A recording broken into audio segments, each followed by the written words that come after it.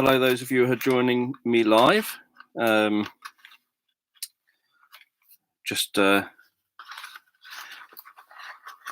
here again for another day, for another chat. Don't know what we'll talk about yet today, where the conversation will take us.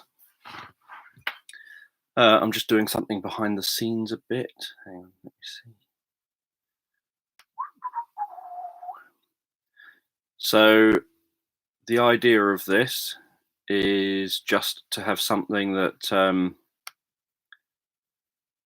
somewhere to go, to have a bit of a chat, take everyone's mind off things, focus on something else rather than what's going on in the world, and just kind of interacting a bit. I'm just doing something on another page at the moment.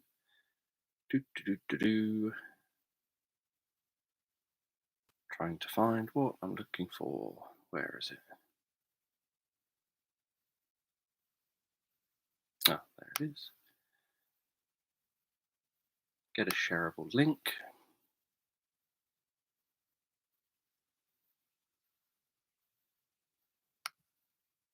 I will be ready in just a second. That one, copy link.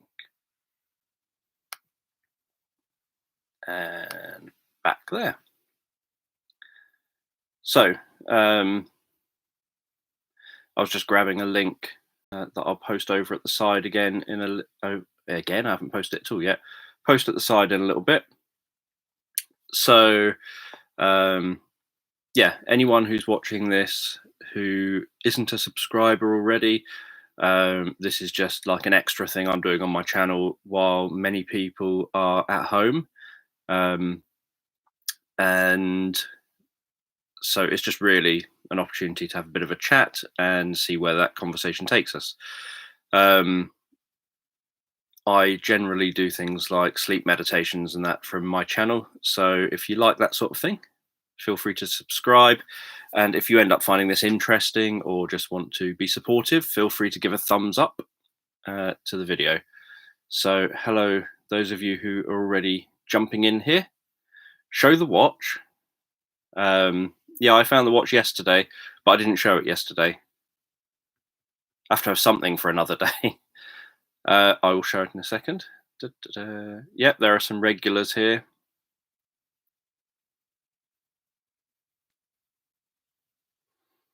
Let's have a look.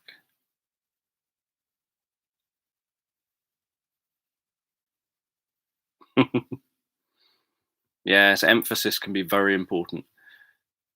Yeah, it was just my Assassin's Creed watch. I think my other computer is trying to tell me that it wants me to update it, which is always something I don't like doing. So yeah, there's the front of it. The back's just plain.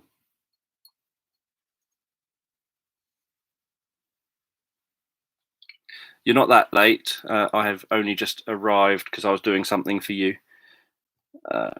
That's the front of it, or the inside of it. I'm trying not to get the light on it so that you can see. Let me try and get that back in its box.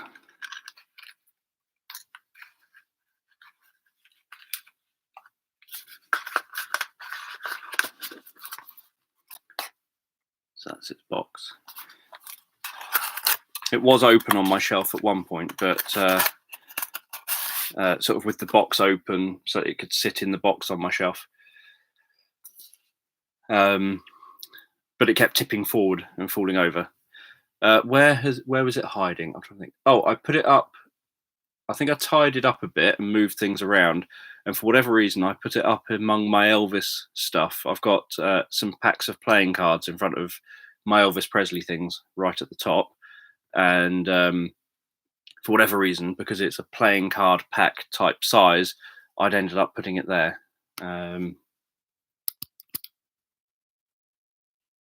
Just posting a link in the chat.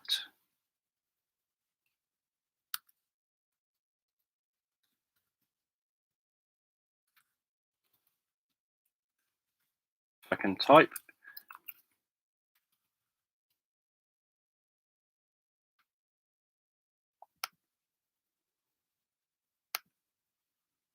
It's the only way I know how to do this, the easiest way. And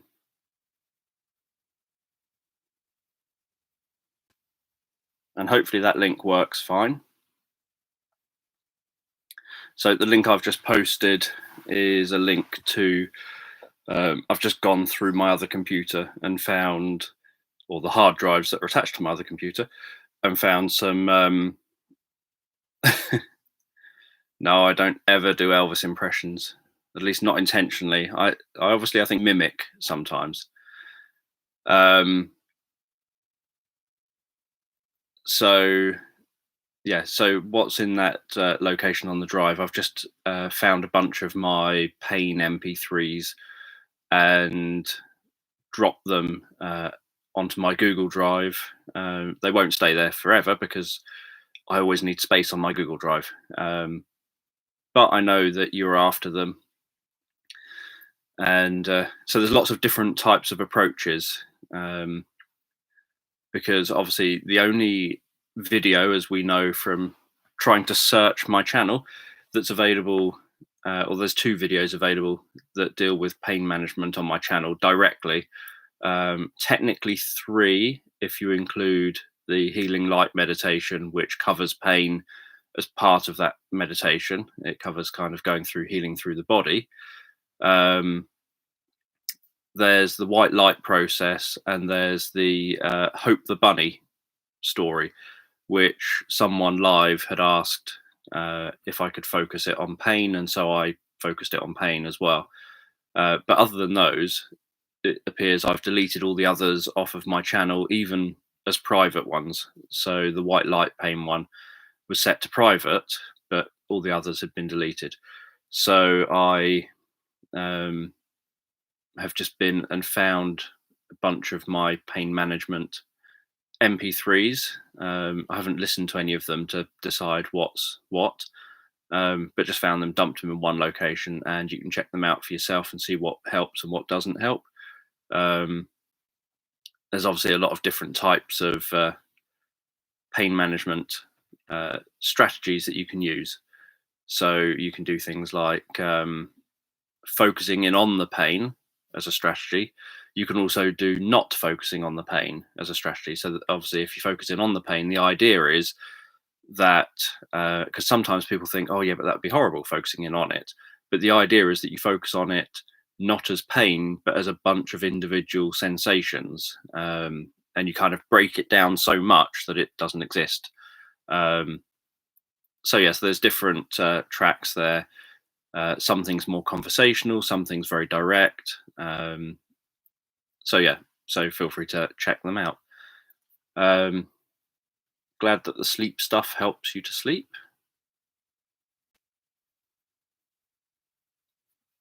Yeah, and I want more than one Rav drum. I've got one. The company was selling as a kind of, I think they've hit a certain milestone of selling 1,500 of them or something. And so they made a series of golden ones, and I really wanted to buy one, but I couldn't really, for an instrument I can't play, couldn't really justify spending another £850 on another drum when I've only got 2 hands. I can only play one at a time. But they're all different different. It's still sat next to me. They're all different sets of notes, so they all make different sounds, which is quite cool.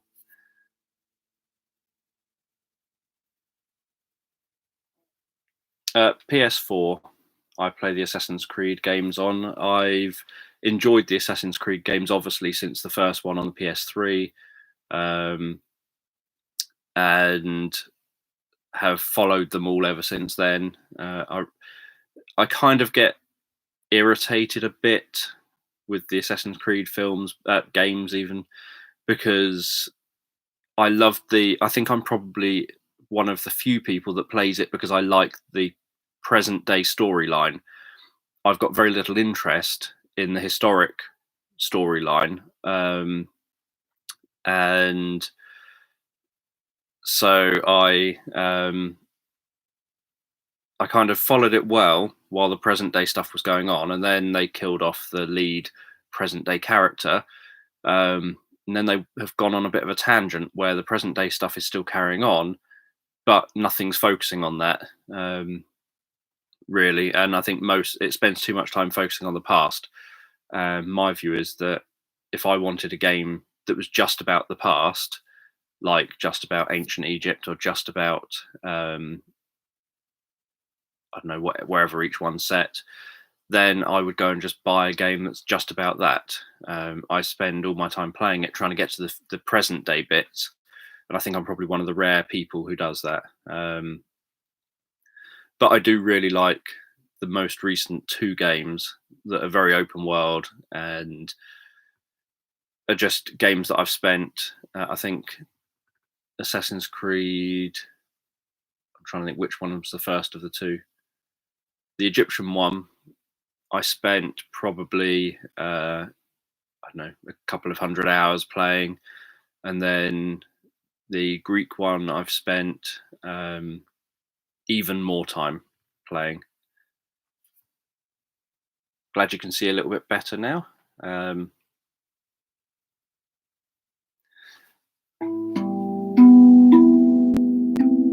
It does. It's very handy. Yeah, just mentioning about pain. One thing that Milton Erickson had to try and handle pain for most of his life, and he would end up in excruciating pain from muscles ripping off his bones and all sorts of things. And he was asked about how he controls his pain, and he'd written numerous papers about his attempts at pain control, at kind of getting something that works for the longest period of time. And what he found most effective eventually, he tried things like he would wake up in the morning, he would force his throat onto the wooden end of his bed, causing himself as much pain as he could, so that when he released that, he caused the pain, meaning he can take that pain away, and then that would take away his other pain as well. So he did all sorts of strategies to try and manage his own pain. And what he found helped most was just saying, by lunchtime, I'd like you to do whatever you can to make me pain free, sort of telling himself that. And then he'd crack on with his day. And then by lunchtime, he'd realize that he was pain free. So he just suddenly had an epiphany that you're a whole being, your mind is always there listening. It's not like two separate entities or anything. It's not like one's asleep, not paying attention, and the other one's awake, or all that sort of stuff. So he just found that what worked most, and he said this in relation specifically to self hypnosis as well, that what he found most effective for self hypnosis was just tell himself what he wants, tell himself a rough time scale that sounds realistic, and if he's able to achieve it, then he trusts that his mind will just get on and get it done in that time scale, so he can crack on with his day and let his mind get on with it. And that's the kind of self hypnosis that I do nowadays. That I would just tell myself, I'd like to achieve this by this time and date, and then I crack on, and then if I know how to do it, then my mind will be working on all that and I'll achieve it. It doesn't need me trying to consciously force it in a direction.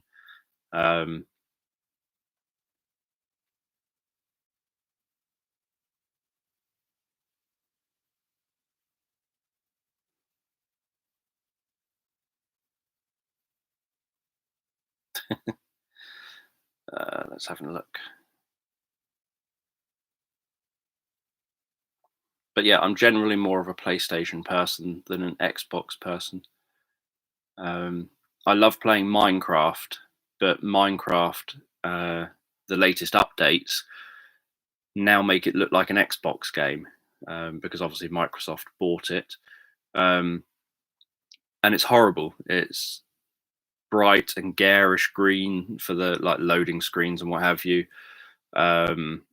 It's really difficult to navigate and to understand. It's no longer nice, easy navigation. It's as if I'm playing an Xbox and trying to navigate on an Xbox, which I find horrible to try and navigate.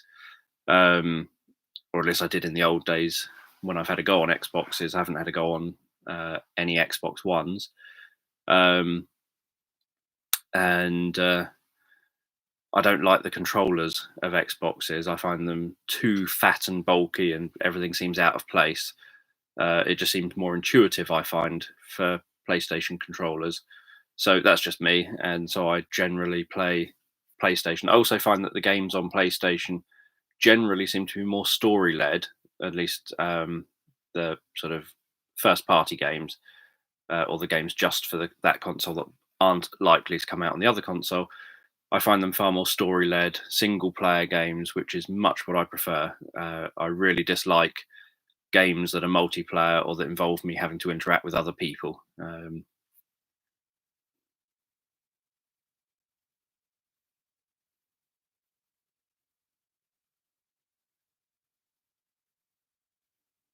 The Witness. I'm trying to think whether I've played that. I think I have. I've definitely seen it. I'm just trying to remember whether have only seen it or whether I actually played it. So I've seen gameplay footage. Um, but yeah, so I can't remember whether I've played it or not. If I started, I'd suddenly probably remember, or if I looked at my PlayStation. But that would be quite a while ago, though. I read mostly factual. It's incredibly rare for me to read fiction. The only fiction I'm likely to read is when Dean Koontz releases a new novel. I'll often read that. Um, in the past, I wouldn't even have read that. Most of my growing up, I only read what I was forced to read in school, fiction wise. Um, and since being an adult, it's only since Abby got me into reading Dean Koontz, or at least, well, she's the one that got me into reading it. But I had a reason why I was going to read it. I'd written a story, or I'd come up with a story for that involved time travel, and it was a three-part kind of story. The idea in my head, it was always a film, but it was a three-part story. And I was talking to someone about it, and they said, "Oh, that sounds so much like Dean Koontz's book Lightning." And so I thought, well, I'm not going to write a book. I'd done like a bullet pointed outline of it. I thought, I'm not going to write this book if it's too similar to something someone else has written already. So I wanted to know what Lightning was like. I picked up the Lightning book. I'm just trying to see if it's in reach. I don't think it's in reach of me. Um, I picked up the Lightning book and thought, nope, there's no way I could read that. It's an enormous book. It's got loads of words in it. Um, that's not going to happen. And so then Abby gave me TikTok to read, and I read that in one sitting. And every chapter ended on a cliffhanger, making me think, I'll just read the first page of the next chapter to close the cliffhanger. And then I ended up reading the whole chapter, and then that would be on a cliffhanger. So I thought, I'll just read the next chapter, just the beginning of it, to close the cliffhanger. And then I would have read another chapter. And so in one sitting, I read TikTok and thought, well, which is a really small book. And so I thought, oh, well, maybe I'll give Lightning a go. So I then read Lightning, and it's nothing at all like my idea for my story, which I was relieved about. But reading those two books then got me hooked on Dean Koontz's novels. And so I then read, I think Strangers was probably the next one, which is an enormous book, but I read Strangers, I think, next. And I'm trying to think, there's one I'd read, I can't remember what it was now, um, about someone being abused as a child or something, I think is the background to the storyline or something. And so I then started just reading all of Dean Koontz's books, and have read them ever since. That was like 2004 or something that I started reading Dean Koontz's books. I've read one or two other books by other authors since then, but it's incredibly rare. The only series of books that I've read all of the books of, other than Dean Koontz books, are the Dune novels. I've got them all down next to me here. All the Dune novels, including the ones by Brian Herbert and Kevin J. Anderson, that kind of go back into the more distant past, because obviously the Dune novels cover like hundreds of, I think tens of thousands of years, I think, from if I can recall, from the first novel to the final of the 6 main novels. So yeah, so that was kind of that's the reading I do fiction wise. The only other fiction I'm likely to read is if I think I'm going to intellectually learn something from it. So if it's fiction but it's based around something that I think I could learn, then I might read it for that. So as an example, I'm trying to think of the name of it. Try not to get the reflection. Death in the Mind, by many of you might recognize the name. Is his name on the bottom? Nope, his name's on the top. George Estabrooks. It's a work of fiction about creating, and it's, let me just tell you the date of it, because that might have some importance on what I'm saying. I like the smell of this. Now it's wafting under my nose. This was from 1945.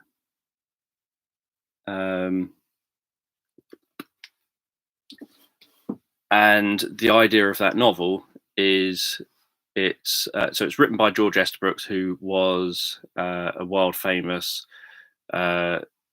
hypnosis researcher back in the kind of 30s, 40s, 50s ish. And it's about creating hypnotic assassins, essentially, or sleeper assassins, or sleeper kind of agents. So they don't have to be assassins, but they could go and do, like, infiltrate things, and if you interrogated them, they'd 100% believe that they are who they say they are. But then you could set off a trigger in their mind that would then make them be the agent that you need them to be. And it says on it, you know, this is all a work of fiction, etc., etc., etc. And yet I know from the you can get the Freedom of Information requests. You can access the CIA information on his work, where he was doing this for the US government. So it says, you know, this book in 1945, oh, it's all a work of fiction. Obviously, we're not really doing this. But he, at the same kind of time, so just pulling another of his books off the shelf. This is his book, Hypnotism, from 1943. I like the smell of that one as well. Which has a chapter in it, which isn't in the later versions, called, just trying to get to it, This Man, Hitler, where there's a couple of other bits in that, not in later versions as well, where he talks about Hitler as being the most incredible hypnotist who's ever lived, etc. But yeah, so that book in 1943, which is 2 years before the novel where he claims this is just a novel, none of the, you know, we're not really creating sleeper spies and assassins and things, talks about how he's doing this work to create sleeper spies and assassins. He kind of touches on it in there.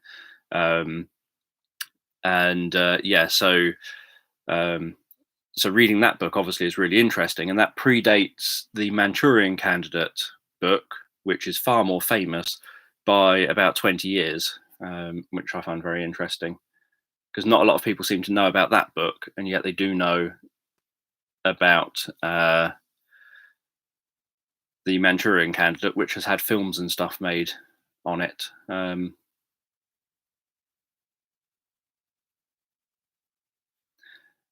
I've not thought about that, because these chats have, I'm audio recording the chat down here, just in case I end up doing anything that I think, oh, I might want to put that as an extra, like say I did something on this that I thought that 5 minutes or something might make a good little video or whatever, then I've got better quality audio than trying to rip it off of the video from YouTube. But I've not thought about doing that in relation to things like my classes, because these have been very long chats and very rambling chats, and I can't remember, even at the end of them, what it was I've just talked about for 2 hours or whatever. Let me have a look. See, I talk, but then have to try and scroll down to keep up, see what we're at. Um,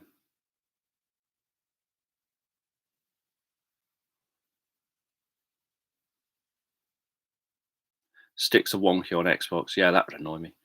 Um, yeah, I just find someone said to me, I was chatting to someone the other week, I think it was, where they were saying they're an Xbox gamer and I'm a PS4 gamer, and they were saying, well, they're an Xbox gamer because they came from the Nintendo 64 and the controller for that. I came from the same controller, Nintendo 64, and progressed onto the PlayStation 2, and then the PlayStation 3, and then the PlayStation 4. I kind of ditched Nintendo after the Nintendo 64. I felt that they started making far more games for very young children and far fewer games for people like myself and the sort of games I liked playing. But the controller for that, I felt, because of how you hold the middle stick and one side, it didn't feel big to me, but they felt that it felt big to them, and that the Xbox controller also feels big in how they want it. Um,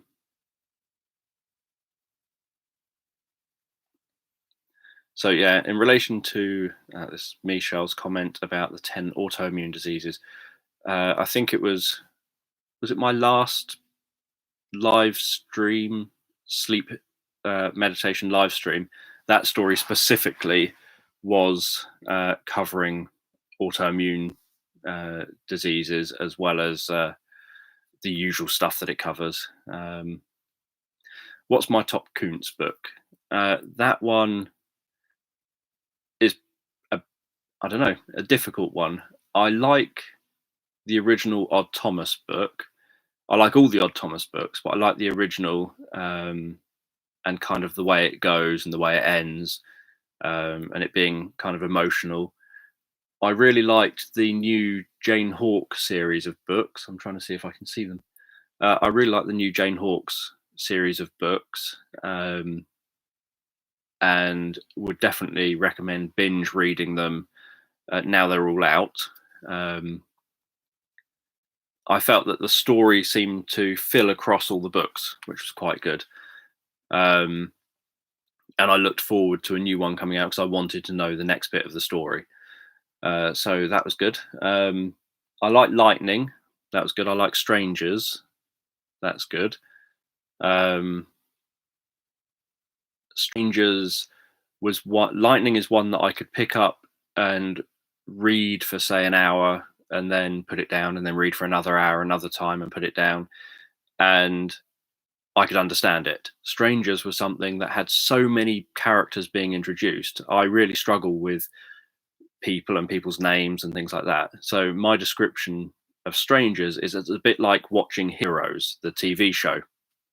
That with Heroes, if I had to watch Heroes weekly, fortunately I was too busy working, so I recorded Heroes every week that it was on, until I had time to sit down and watch the episodes and catch up. So by the time I did that, I was about 8 episodes in, and so I binge watched 8 episodes. If I had to watch them one episode at a time, I never would have watched Heroes, and yet I quite like Heroes. Um, and it's the same with Strangers, that so many characters are being introduced that it's so hard. If you sit and just read a little bit, when you pick it up the next time to read it, at least for me, I find it too hard to get back into that and think, I've no idea who this person's talking about. This isn't the same character as I remember reading last week. So that gets too confusing.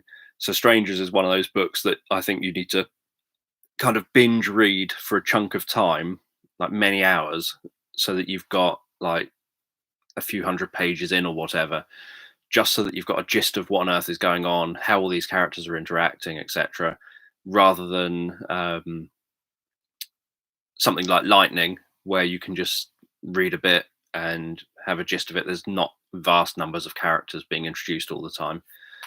Um,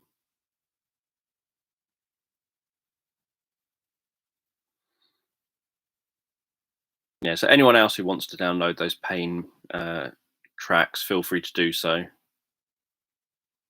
Many of my sleep meditations people find help with pain anyway, just because of the way they work. But yeah, uh, playing Skyrim. Skyrim, I have never completed, but I've played it for about 300 hours, I think, so far. Um, and then I stopped playing it when the most recent Assassin's Creed game came out, so that I could play the Assassin's Creed game. And then I just never got back to playing it again. Another game I really like, which I've never completed but have played for hundreds of hours, which I want to get back and carry on playing because I've never played any of the expansion packs or anything, but I do own them all. Is The Witcher 3. I really like that. I prefer that personally to the Elder Scrolls games. It just feels more immersive. The world feels more immersive. The characters are definitely far better animated and done than the characters in the Elder Scrolls.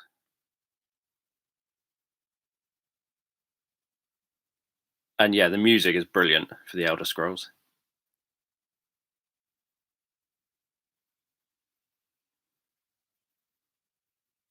Yeah, I liked both of the Dune miniseries. There was Dune, and then there was Children of Dune. And what I wanted was them to do the third miniseries that would then follow up that. And there's obviously the June 2020 film, the June film coming out this year, which I bet won't come out this year with everything that's going on. But I look forward to that. Apparently, that's following the original book very closely.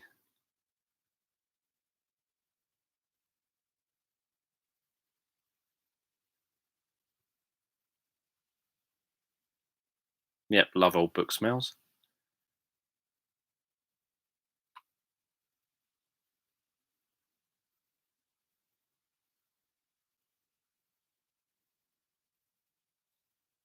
No, Darren Brown. Or so, yes and no. So this is the isn't that what Darren Brown did in the show a couple of years ago? Um, the answer to that's kind of yes and no.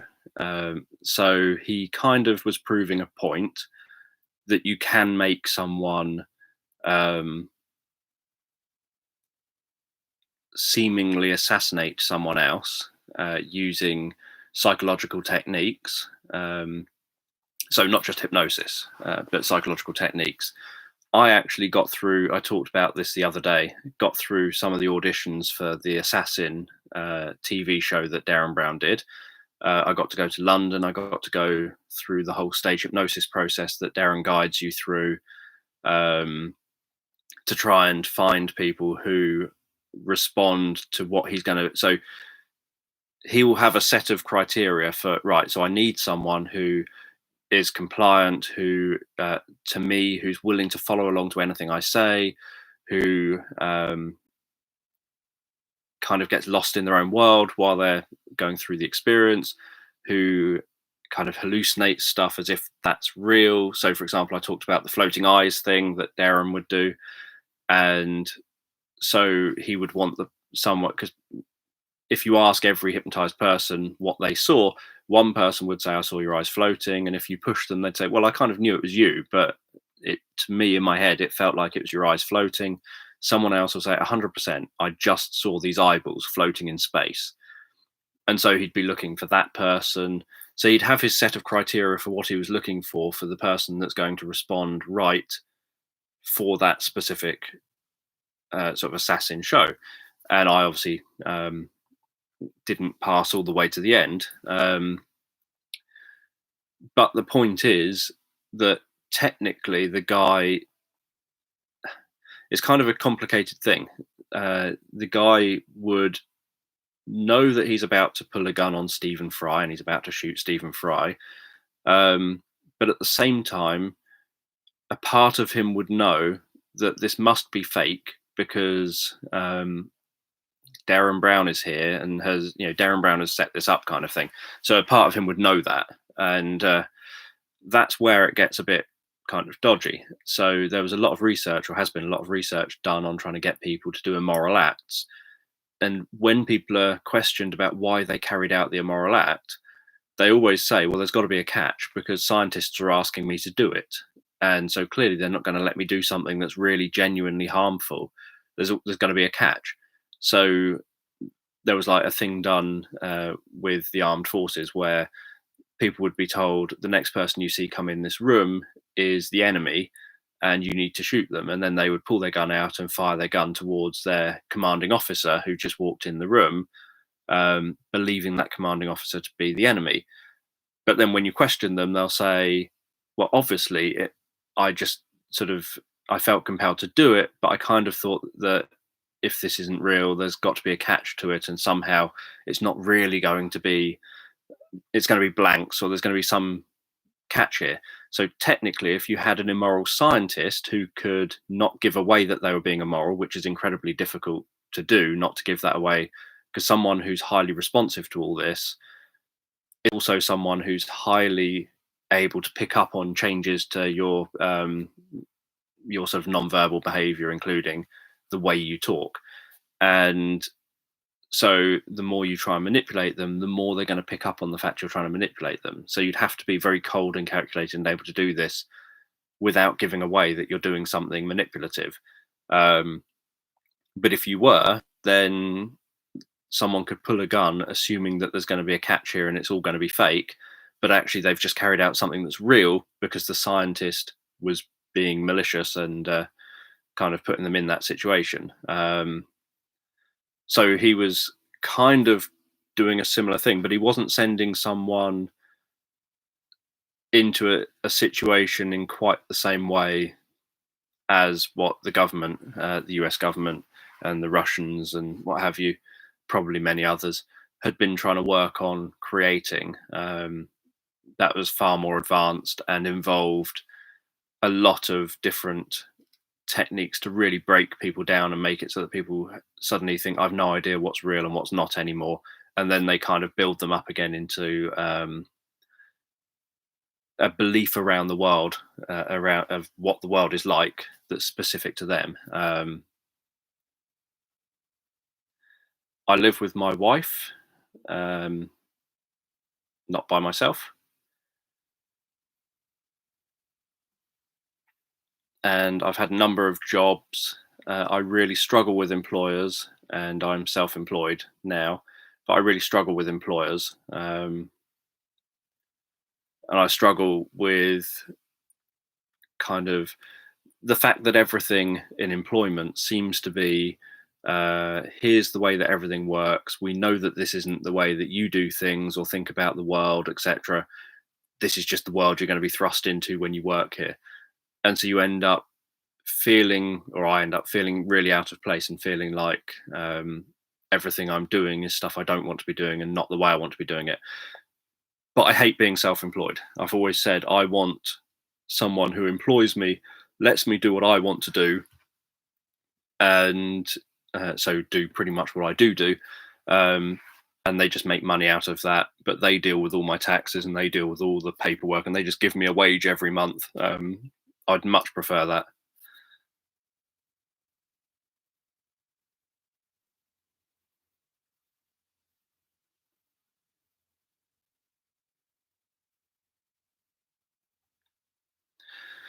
Um, well, MK Ultra and all these other uh, sort of what are not secret now, but were secret government projects have all been going on way back to the sort of 30s and 40s.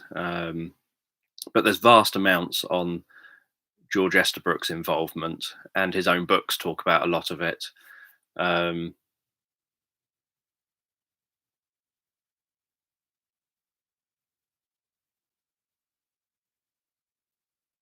It's very good that Death in the Mind is available on Kindle for so cheap. I don't know who's putting that up there. Probably someone who's um, copied it and placed it there. But that's much cheaper than I've paid.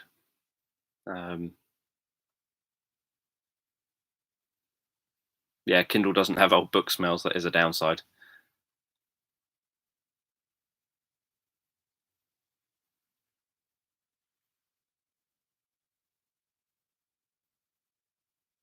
Oh yes, talking about catching me here. Overnight the clocks change; they go forward here. So tomorrow night when I jump on here, for me it will still be 7 o'clock ish, or a little after seven, probably quarter past seven or so. Um, but it will be an hour later in theory for everyone else.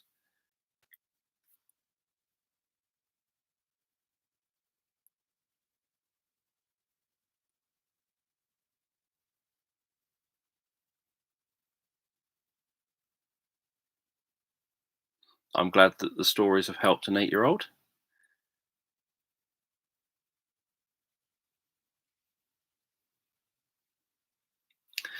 Um, for me, it's never so much about, see, as a gamer, I'm someone who, any game at all, if it's difficult, I don't play it. So I don't care about completing most games. I've got very little interest in that. Um, I like, for example, when I play Grand Theft Auto, like Grand Theft Auto 5 or something, what I want is not the story. I've never completed it. I've never played through the storyline. What I want is just to play, sort of just be in that world. So Grand Theft Auto 5, I take lots of photos. I go and take photos of the pier. Take photos of sunsets, of sunrises. I take photos of animals. I take photos of the waves. I take photos of the countryside. I drive correctly, obviously. I stop at red lights. I go when it's green. I stop for other traffic. Um, and so that's kind of how I play Grand Theft Auto. I just like the fact I'm in this big open world that I can go and potter around in. Say I've got a taxi, I'll then go and pick people up and take them to where they want to go, and I'll drop them off, and then I'll go and pick someone else up and take them to where they want to go, and I'll drop them off. I've got very little interest in the storyline of it. When I play things like The Witcher, Elder Scrolls games, um, the latest Assassin's Creed games, again, I love that it's a big open world already set, and most of my time is spent that I'll walk into a village. Someone will say, "Could you help me with this? Could you go and collect that? Could you find this?" And I think, oh, "Okay, then I'll go and do that." And I'll go and potter off, and I'll go and find what they want, and I'll then bring it back to them. So say, "Here you go," and I'm happy just to do that. I never got into Red Dead Redemption 2. I found that that made no sense to me. I completed the quite linear beginning bit where you're out in the snowy area and you're essentially going along with the crew and you end up, um, you know, having to shoot people and stuff. And then you get out of that and you end up in the sort of Wild Westy area. But once I got there, I had no idea what to do. Uh, Bumping into people was too few and far between. The things that people would ask me to do would be things that seemed to just drag on a lot. It just never kind of resonated. It annoyed me that it never resonated with me. That I had this open world that I really liked the look of, but everything was like he walked so slowly that I felt like I was just kind of pulling my teeth out trying to get anywhere. Um, and you would always, once you die, you end up starting back somewhere that just seemed to make it so that you think there's no, like, I think there was one where I had to try and catch a bear or something stupid near the beginning of the game, and I died and was back at the camp and was going to have to go all through that whole conversation with the other guy on horseback all the way to a location again that I'd already been to go and try and set a bear trap again, to wait for it to be nighttime, to wait for the bear to come. And I just thought that's not going to happen. So I stopped playing it and just wandered around the world for a little bit so I could see the whole world, and then uninstalled it. And I'm sure it's a really good game if you get into it. But for me, that was what was over the top, was that just doing things for people or just pottering around in the world was really difficult to do. Whereas something like, say, Skyrim, um, And something like Skyrim, you can pretty much bump into someone. They'll say, "Can you get this potion for me?" or "Can you get this item from such and such a cave?" You just make a little journey over to that cave. It could take you a while to get to that cave or whatever, but you can keep saving as you're walking. Do what you got to do, and come back. It's really simple, really easy, really relaxed. So I like games that I feel really relaxed playing. Um, like any game I play, as soon as it gets to a point where there's any challenge involved, then that's the point where I decide to drop out and think, nope, not going to play this anymore. Um, I've got no interest in having challenge in my games. Um, let's have a look.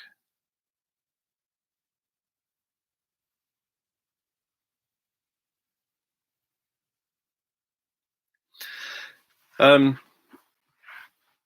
yeah, for me, the being my own boss bit, uh, I don't like being my own boss. Uh, Mainly, it's because of all the stuff that goes around it. So, if I was wealthy, so that I could just get up, pot around, do my own thing every day, and then go to bed, that would be fine. Um, but because I'm not, I don't like the whole sort of having to try and keep track of all my income and expenditure, having to then know that I'm going to have to do my own tax returns and things.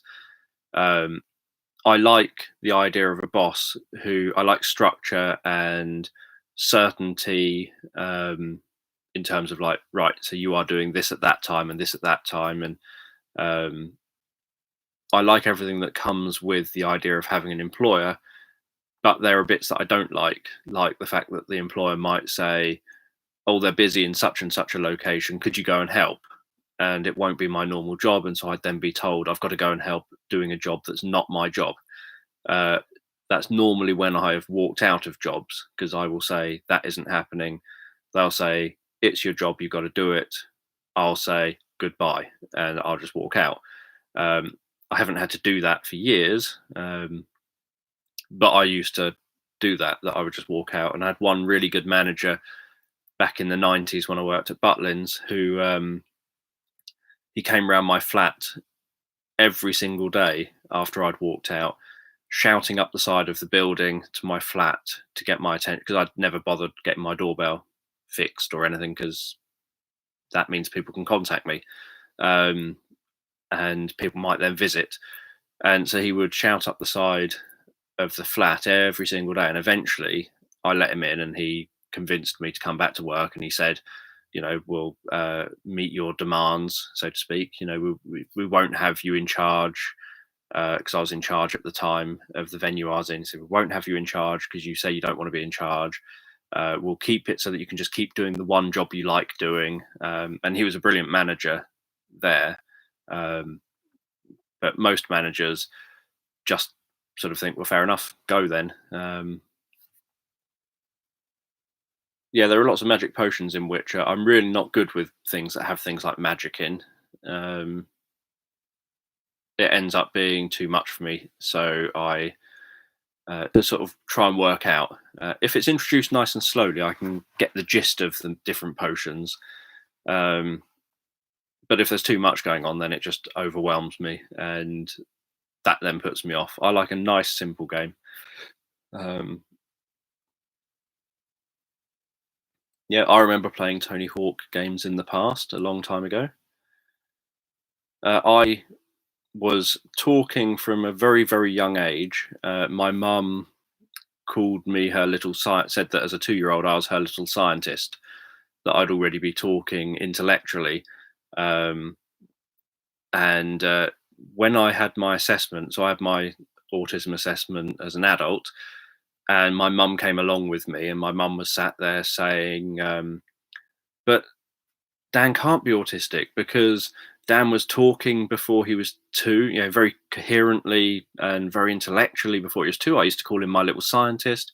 Um, Dan was so secure in his attachments that when he went to nursery school, unlike all my other children, he just literally, I'd walk him to the entrance of the school. He would walk. It's this like three, say 4 years old or whatever, 4 or 5 years old. I'd walk him to the school. He'd walk in. He wouldn't turn and look back. He would just go straight in. Um, he didn't cry or anything like that. Um, and so she kind of was doing these descriptions, and then the psychologist said, "But do you think that's normal? That none of your other children were like this, and do you think it's normal that a child doesn't cling on to their parent when they're that age and try to hang on to their parent when they're being told to go into a sort of environment they've never been before?" And so to the psychologist, all of these were signs of, Dan is definitely autistic. You're just, your attempt at trying to disprove him being autistic, because mum's view at the time um, was, I think, a bit worried that maybe she had done something wrong in relation to me. Somehow it's her fault or whatever. And But yeah, so the psychologist was kind of saying, no, these are signs that there were, like mum was saying, yeah, he was so clever that he was more intelligent than the adults that would babysit him. He would have more common sense than the adults that would babysit him. Um, and it was the fact that I seemed to always just have this logical outlook on everything. That was one of the big things that the psychologist had picked up on. That it was an unusual thing for obviously someone who's um, a very small child.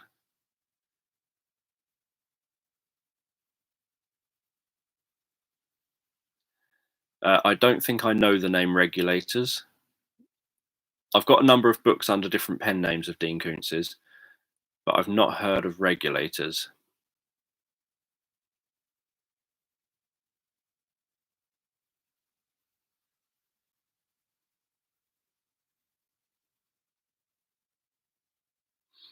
No, I've not heard of Regulators as Richard Bachman, and I don't think I've got any of his Richard Bachman books, kind of as Richard Bachman. So I might have some that were that. Well, the trouble with having an accountant is exactly the same problem. You still have to keep all your accounts and then submit them to an accountant. Um, Whereas when you've got an employer, obviously you go into work Monday to Friday or whatever hours. I've rarely done a Monday to Friday job, but you go into work, do your work, go home. You don't deal with taxes in any way at all. Your employer deals with all that. You don't have to worry about it. So even with an accountant, I would still have to submit, still have to keep all my books, still have to keep all my records, still have to track all my income and expenditure, and all the whole bookkeeping side of things. The only way around it would be to hire staff who would do that for me, but then I have to have bookkeeping and keep records in relation to that member of staff, and even more paperwork then to do with that staff. So I wouldn't want that either. Um,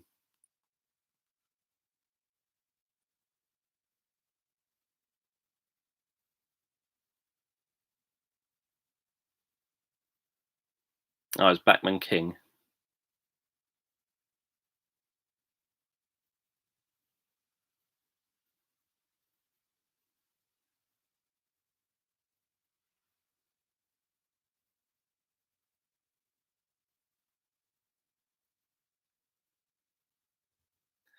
See, up until, well, I was kicked out of home when I was 16, and so this is talking about the schooling thing. I was kicked out of home when I was 16, and I naturally assumed that, because I wanted to get some A levels, which I don't have, then go and get a degree. And I naturally thought that I was going to be in education until I was probably nearly 30, going through trying to work my way up in subjects I obsess about.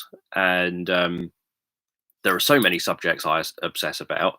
Well, not so many, but there's a specific type of range of subjects, like psychology, physics, so the sciences, that I naturally thought I'm going to obsess about one of these, get as well educated as I can, say around psychology, not to use it for anything, but because I want that knowledge. And then I'll obsess about, say, physics, and I'll work through, especially physics to do with the universe and what have you, and like quantum physics and things like that. And I'd work through obsessing about all of that. And then I'd work on being obsessed about biology and stuff like that. And so I naturally assumed that I would follow each of these until I've got a PhD, and then I'd move on to the next one until I've got a PhD, then the next one until I've got a PhD.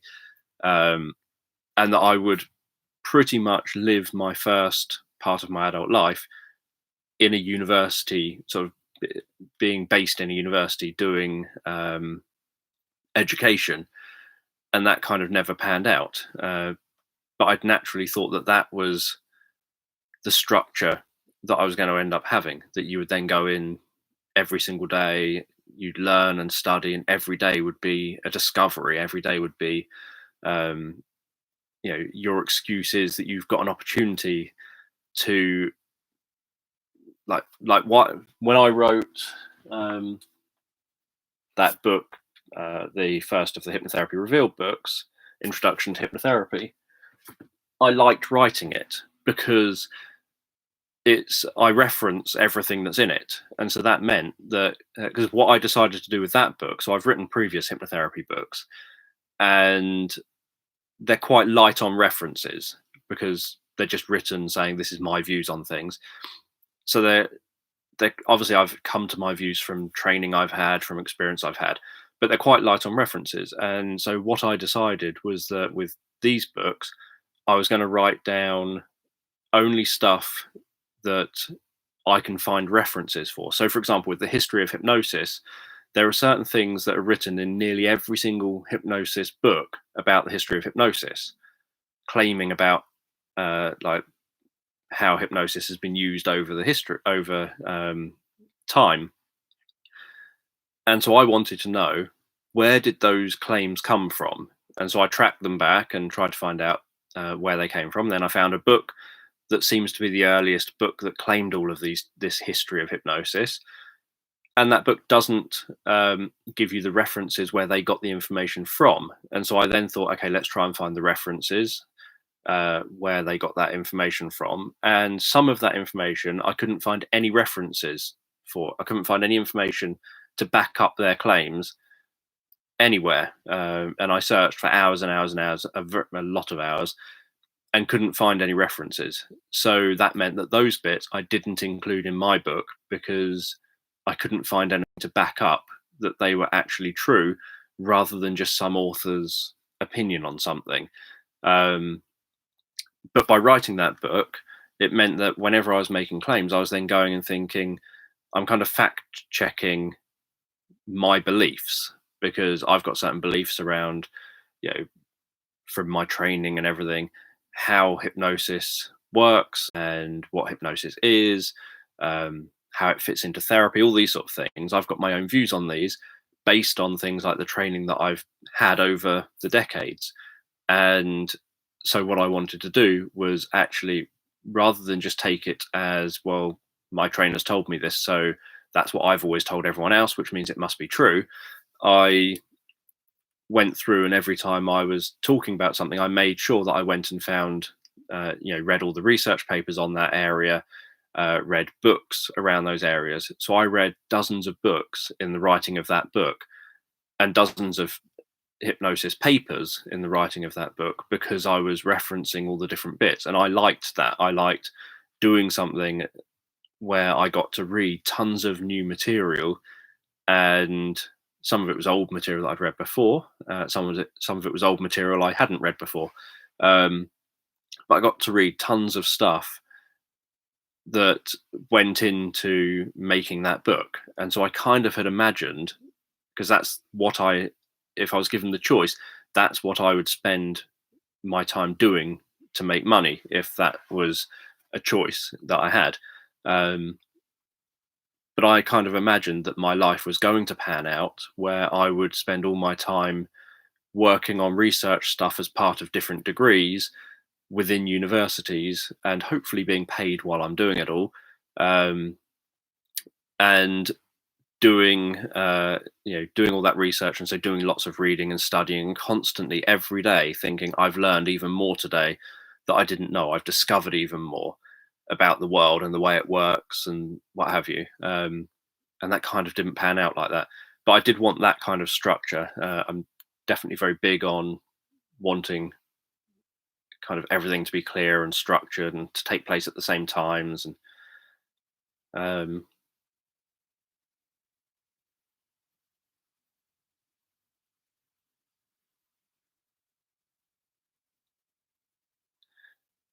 yep, there are jobs obviously where you don't have the luxury. My view is because I used to always want to join the army because of the structure, or the armed forces. So it didn't have to be the army, but like whether it's the navy, the army, the air force, whatever. Because of the structure, I liked the idea that there would be someone that would constantly tell me what to do and when to do it. My one big issue was that if they try and tell me to do something that I morally disagree with, I obviously wouldn't do it because that would just be wrong. And I would stand there and tell them that isn't happening. I refuse. I'm not doing it. And I'm very aware that there comes a time when you obviously can't be like that in that kind of environment. You're expected to follow along. The other thing was that I would probably end up having to be around a lot of people. And it's a bit of a struggle to be around people other than maybe one or two other people. If there's a very, very small group of one or two other people, maybe up to four or so, then I can kind of, as long as we get on, I can kind of cope with them. Um, any more than that, and it gets overwhelming, there's far too much going on. Um, I'm always happy to have people telling me what to do and when to do it. I like someone doing that to me. Um, because it gives me that structure and that guidance on how I should behave at every given moment. But I refuse to do anything that I feel is morally incorrect. And so I wouldn't do that for literally anyone at all. But also, my needs come first. So, um, and obviously, Abby's needs come first. So, in situations where maybe I felt, no, it is going to become too dangerous for me to keep doing that line of work, so I refuse to do it, that would be more important to me than whether they want me to do it or not. And I'm definitely not someone. Um, Years ago, I had this conversation with a friend who was talking about wanting to employ me. And I said, I wouldn't want to be employed by you because you've got this view that work should essentially be your whole life, that you do your job, and that if your employer says you need to come in because we need you, that you're expected to drop everything and love your work so much that you drop everything and come in. Well, that wouldn't happen. I will do the best of my ability when I'm physically in work, but if I'm not supposed to be there, I will not be there, and I will not come in unless I decide that I need the income and I'm coming in because I need the extra income. Other than that, I wouldn't do the overtime. Work is what you do to earn your money so that you can lead the life you want to lead. It's not, hopefully, it's not always the case. Obviously, there's lots of times where I've worked to earn the money, but it's actually only earned me the money, not even to pay my bills.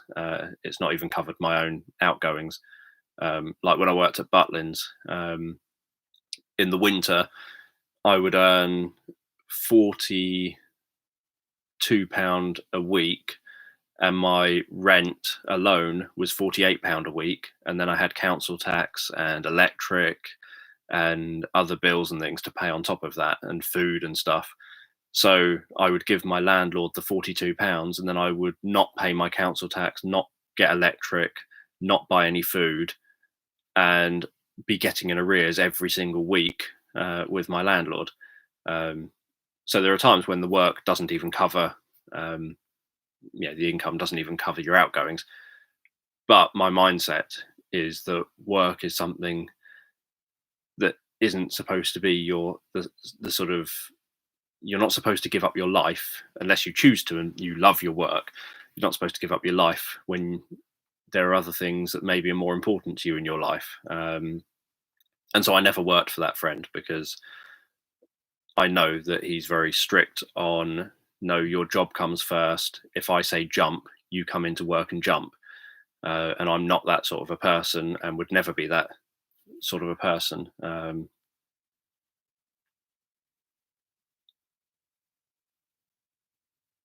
have a look.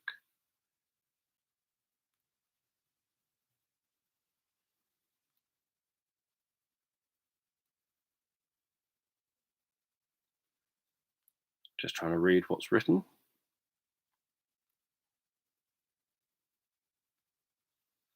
I have heard of Temple Grandin and read some of her books, and obviously watched some of her talks and things.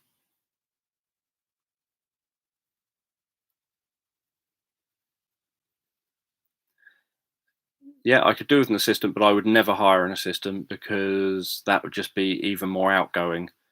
Um, if I could ever find a way of not being self-employed, I would take that option if it was the right option that meant that I could be kind of leading the life. I just want someone, really, I want a manager. I want someone who says, look, I want to get rich off of you. I'll do everything, and all you have to do is all your stuff, and I'll just kind of facilitate you being able to just do your own thing. Um,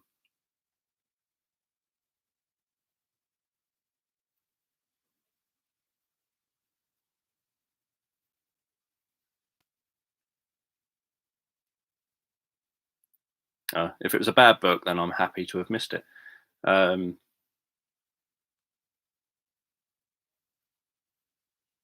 yeah, I definitely don't have a genius IQ. I'm just as average as anyone else.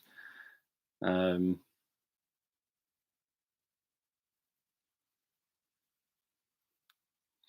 yeah, I don't like don't like the idea of student loans and things to pay off.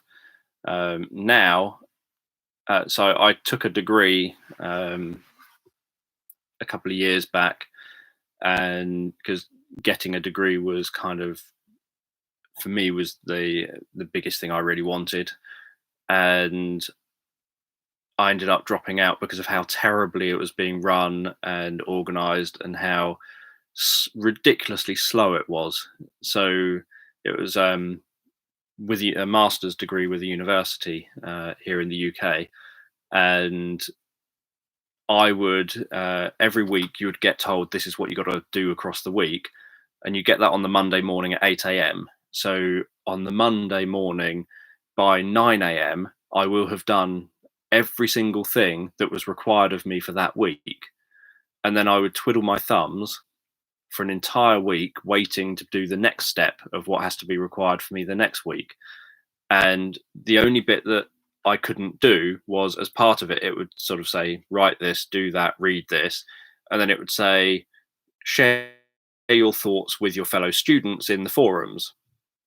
And so I would kind of post something in the forum to share my thoughts. Not a single student would reply until the Sunday night at about 11 o'clock at night, where the next student would then reply saying, this is what I think. And that would be where that everyone wants this interaction.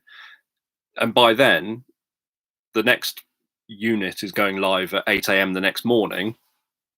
And I was thinking, I'm not going to interact with you at 11 o'clock at night in the forums and start doing that because you couldn't be bothered as a bunch of students to do this in a timely manner, either across the week or ideally on the Monday morning when I did it.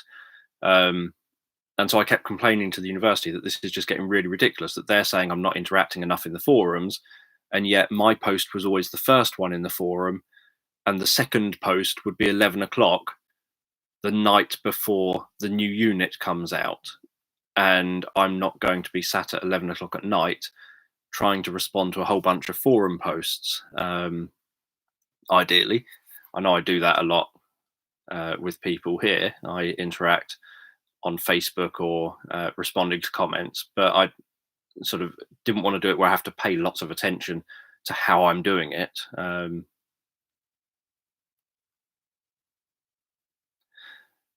All maths has been something that I love, complicated maths, and I'm really rubbish at maths. Um, so in school, I never learned things like times tables or anything like that. It was never taught to me. So I don't know things like my times tables. I have to work it out on my fingers. Fortunately, mobile phones have calculators in, so you can use that. Um, but for example, one year in secondary school, the maths teacher before the half term one year said, anyone who can come up with the, I think, 12 or 13 perfect numbers and write them down, I'll give you £500. And he then taught us what a perfect number was. He demonstrated how to work them out and how to work out, and we worked out in the classroom the first three. And I came back after the half term having an exercise book full of all 12 or 13 or whatever it was perfect numbers. And when you get to even the 12th and 13th number, they're absolutely enormous numbers.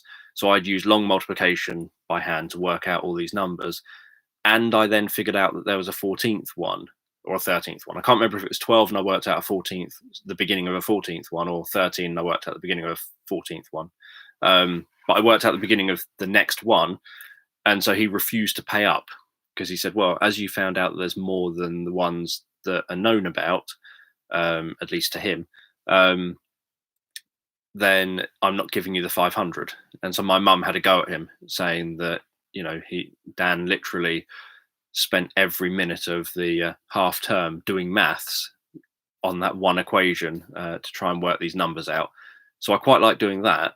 And I quite like maths where it crops up within physics. And I used to like maths in science lessons, but I didn't like maths in the maths lessons. Um,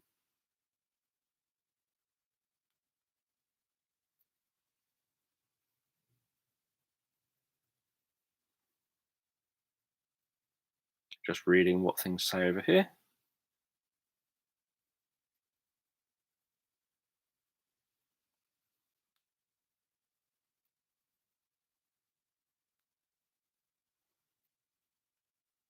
Thank you for following along to the stream, to those of you who are dropping in here.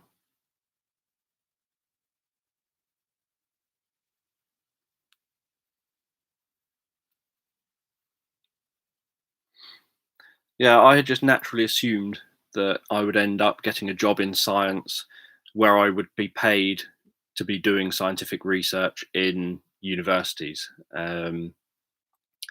Well, obviously, I would get grants and then obviously be getting paid something to be doing, like working on something to forward scientific knowledge.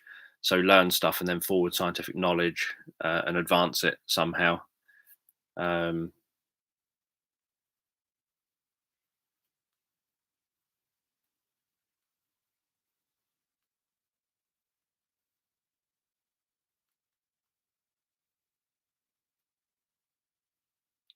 yeah, I wouldn't ever go against my morals. I've never come across memories of past lives. I've had people who claim to have past lives, but I don't go looking for it. Apart from when I've been doing it,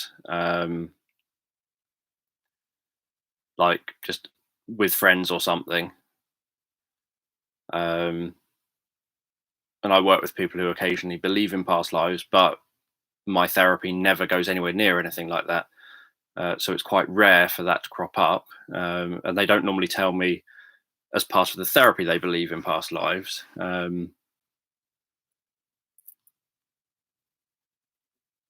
So yeah, so it's not really a thing that ends up being in my work. A bit like I almost never have someone have an abreaction in my work whenever I've worked with people. But I do know other therapists who, based on the type of way they approach clients, end up having lots of clients with abreactions. And because I don't work in a way that seems to head in a direction where that's a likelihood, I rarely have it happen. Um,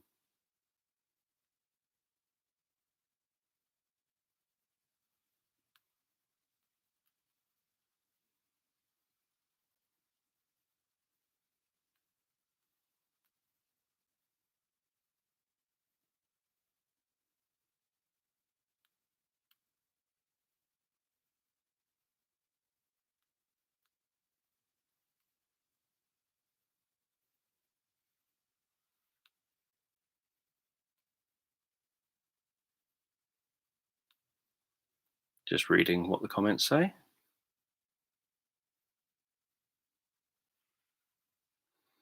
I've not spoken about Dolores Cannon. I don't really have a view on Dolores's work. Um,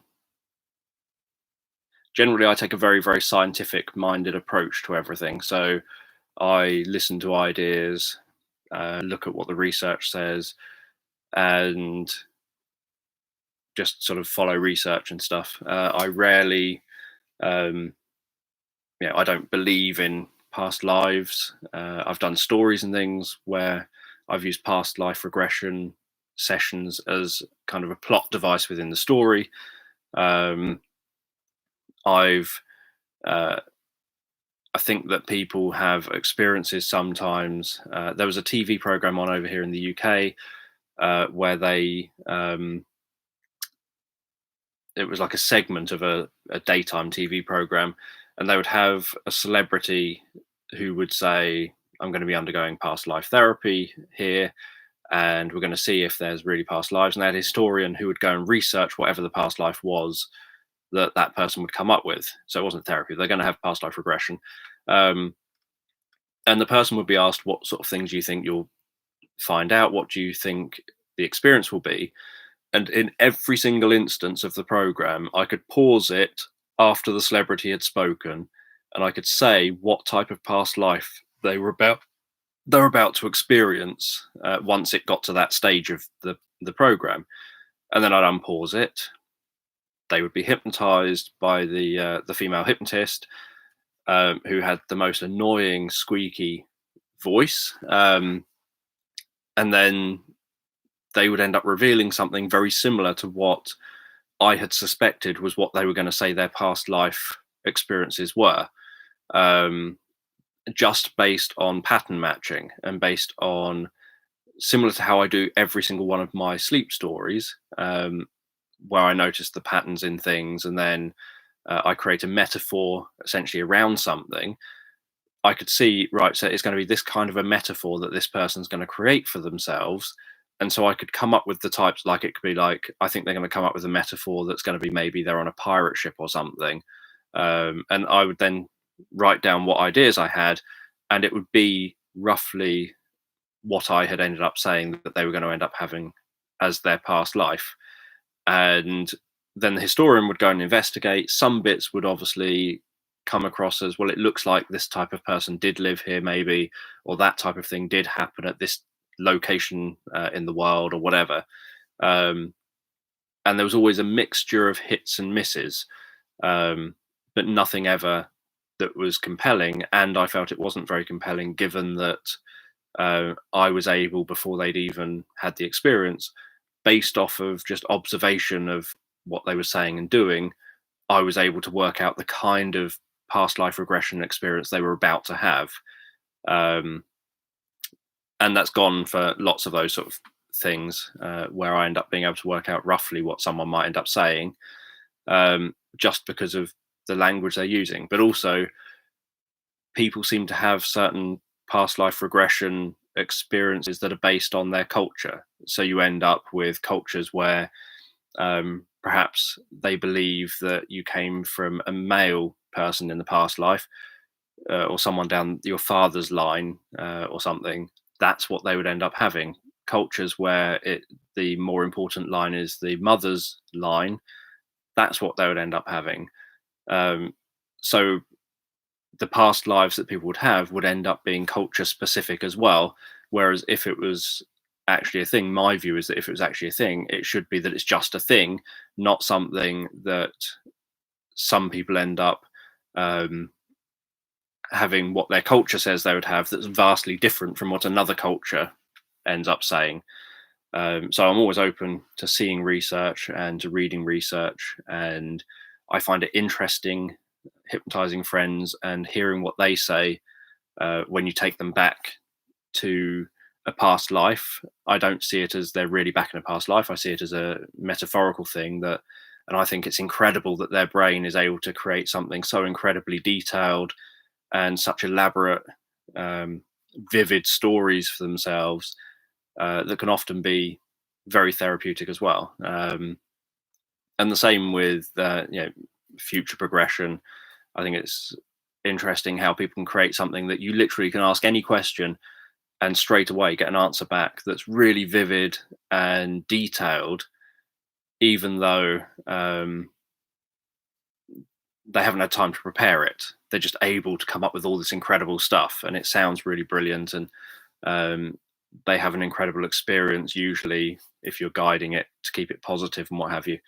And I've done things like there was a friend of mine who, when he was an older teenager, I think 18 or 19 or something, I he said he'd love to know what it would be like to grow up and be an adult and like grow old, and what a lifetime would be like.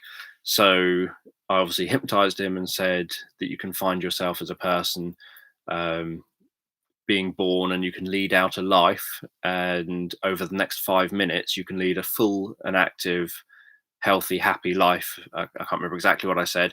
I then sort of said, you can start that now. And then I walked out the room. I went and made us both a cup of tea. I walked back to the room, put the cups down, waited for the last couple of minutes to end, for the 5 minutes to end, and then said, that's it. And now you can begin to drift out of that and come back to the room.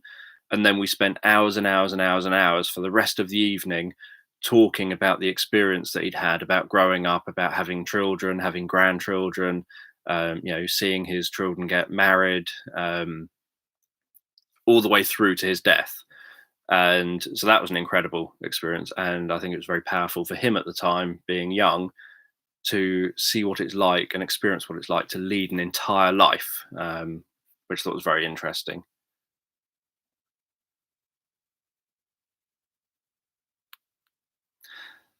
Yes, Michelle, I'd love someone who is a promote. I've always said that I would love someone who could do the communicationy bits that I really struggle with, who can go out there and help to get me so that I'm more noticed on YouTube, and so that my work, if I put lots of hours into it, that it ends up being seen by lots of people, that my channel starts growing better and more people become aware of all the sleep meditations and things, and all the other bits and pieces that I do, and my books and whatever. Um, and I'm more than happy someone getting rich out of doing that.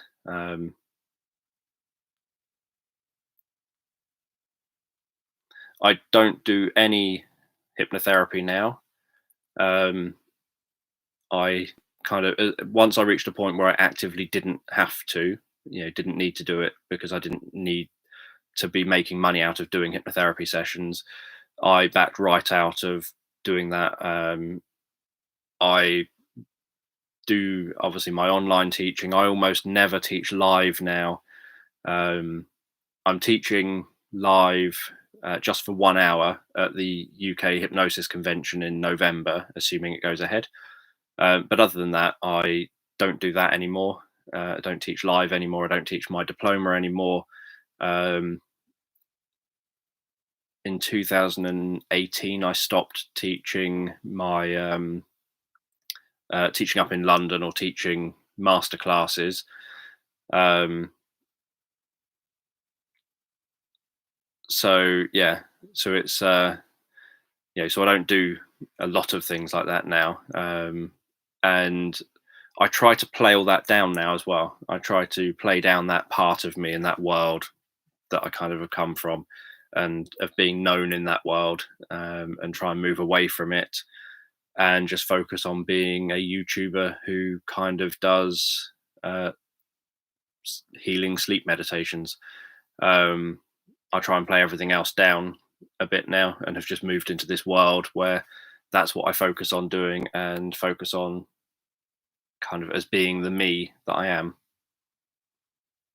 Yep, there's obviously lots of things that we struggle to prove scientifically. Obviously, once they're kind of um, raised, they end up being part of science. But until then, there's lots of things that we're always investigating. I'd like maths taught better. Uh, hello, that's to the hello. Yeah, when I went to secondary school, in one of my first maths lessons, they started doing something, and I said, put my hand up and said, "Are you going to teach how to do times tables first? Because I don't know how to do them." And the maths teacher came over to me and said, "If you're thick enough that you don't know how to do them now, you're never going to know how to do them. You're just going to have to figure out how to cope." And then just walked off. Um, so yeah, so I was never really good uh, at things like that. But and I was a bit annoyed with that teacher because the I went to two primary schools, but the second primary school, the one that I would have probably learned the maths in, um, we did little bits of maths, but we didn't do the kind of properly learning your times tables. We would just sort of occasionally get given a plastic card, and you'd have to write on the card an answer to a couple of questions, and you'd sit in silence and do that. But then you'd work it out in your fingers, so you didn't learn it. It would be like, what's 2 plus 4? And then you think, right, 1, 2, 1, 2, 3, 4. That's 6. Um, and but I happened by just misfortune to be in a class with very, very disruptive, aggressive children who would beat the teachers up and stuff in primary school. And the same happened in secondary school. Mum always joked that for whatever reason, um, I seem to always end up in the class with the kids who who are completely the wrong type of kids. Um, the ones who throw teachers through the windows and beat them up and stuff like that. And then my education would suffer because I'd be sat quietly while fighting's going on all around me, and then the teachers would leave or nothing would get taught, and then I wouldn't end up learning anything. Um, so a lot of the learning I've ever done was self-learning just from going in the library. But then even that, I went into a library when I was in primary school. I'd read every single non-fiction book in the children's part of the library, and I went to walk through to the adult part of the library because I could see this enormous amount of books through a doorway or an archway, and I wanted to go to where those books were. And the librarian stopped me and said, "No, you're not allowed in there, and not allowed to read any of those books until you're an adult." Um, which I thought was totally illogical because I thought they want children to read. Why can't an 8-year-old go through there and start working my way through all those adult books? Because I've been through all of these children's books. But fortunately, I'd never heard of science at that age because we obviously didn't do science in primary school. But I was bought a book, an A level book about science by my uncle, my magician uncle. And so that kind of got me into, wow, there's this whole world of study um, that seems to be about how everything works in the universe.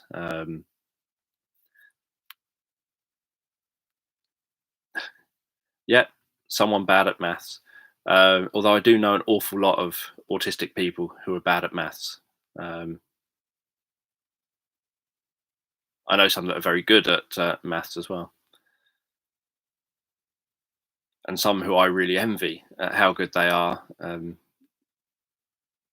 with maths.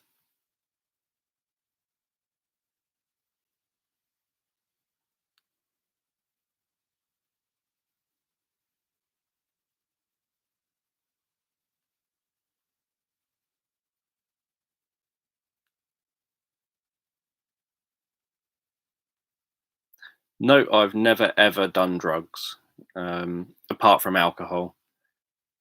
I used to, back in my Butlins days, drink about 3 bottles of Jack Daniels a night, or about 18 pints of Snakebite and Black.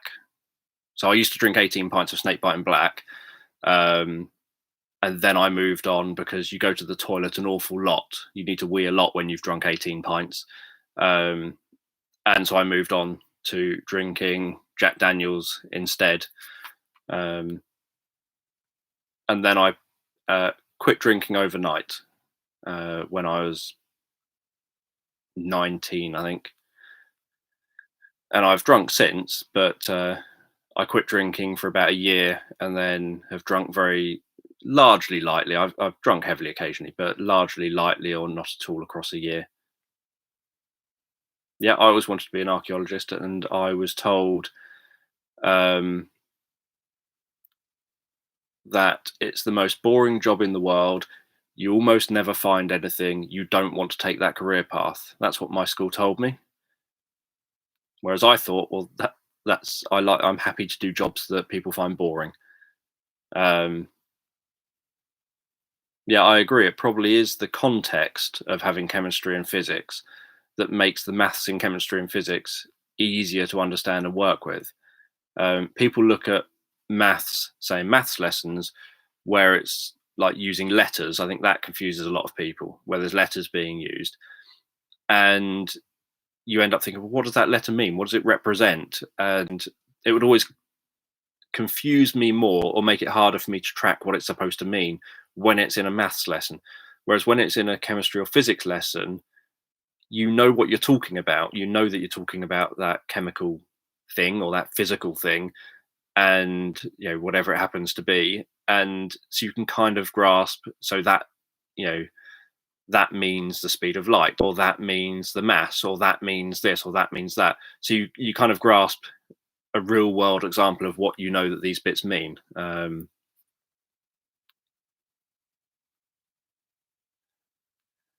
Yeah, we had a maths teacher who used to pick you up out of your chair by your sideburns. If you were talking in class, he would just walk alongside you, grab your sideburns, and lift you out of your chair. Um, Things like that obviously aren't allowed nowadays, which is very good. Used to have a music teacher that somehow could hear someone talking. She could be writing on the chalkboard and could somehow instantly turn and throw that chalk and hit the person who's talking wherever they are in the room of like 30 children or whatever. She could manage to hit the right child, literally with her back to them. She could just turn and throw it and manage to get it directly on the right person. Again, fortunately, that's not allowed now.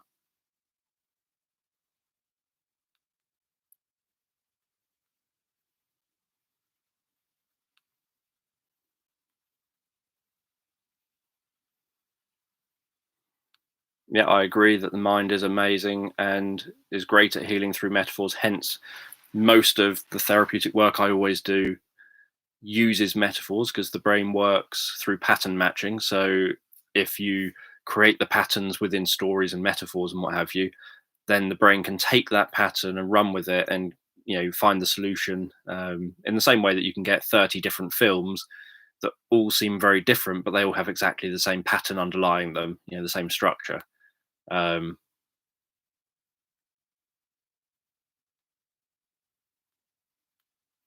but yeah, it definitely wasn't any kind of psychic intuition. It was being able to work out logically the patterns that were going on and finding those patterns. Um,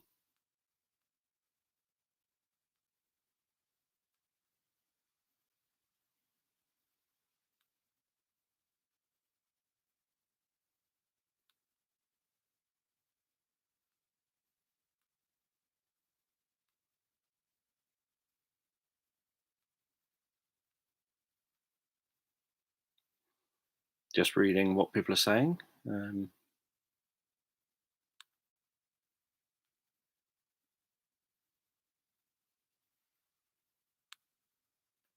well, I have plenty of. So you say that obviously not teaching would be a huge loss. I've had lots of hypnotherapists in my hypnotherapy studies group tell me that and say that it would be such a shame with me not teaching.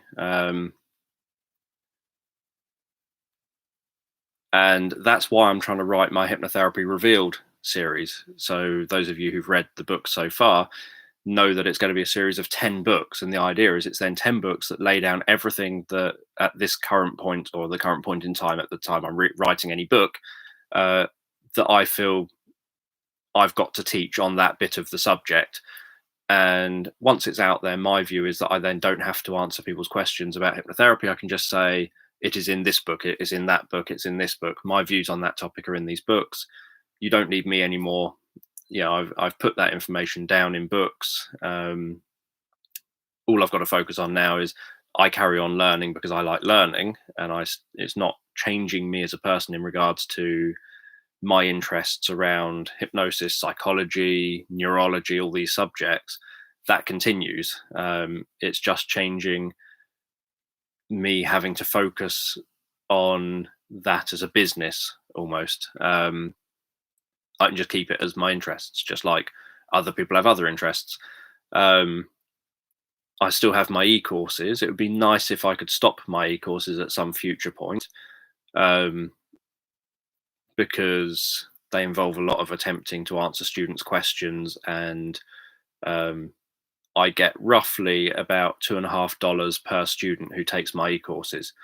So I can end up sort of investing many hours of my time into answering questions for students that have paid 2.5, who my share of what they've paid has been $2.50.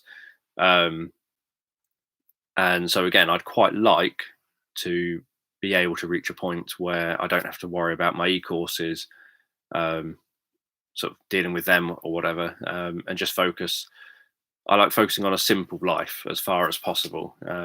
Not trying to do too many different things, or else my brain just kind of fries. Um,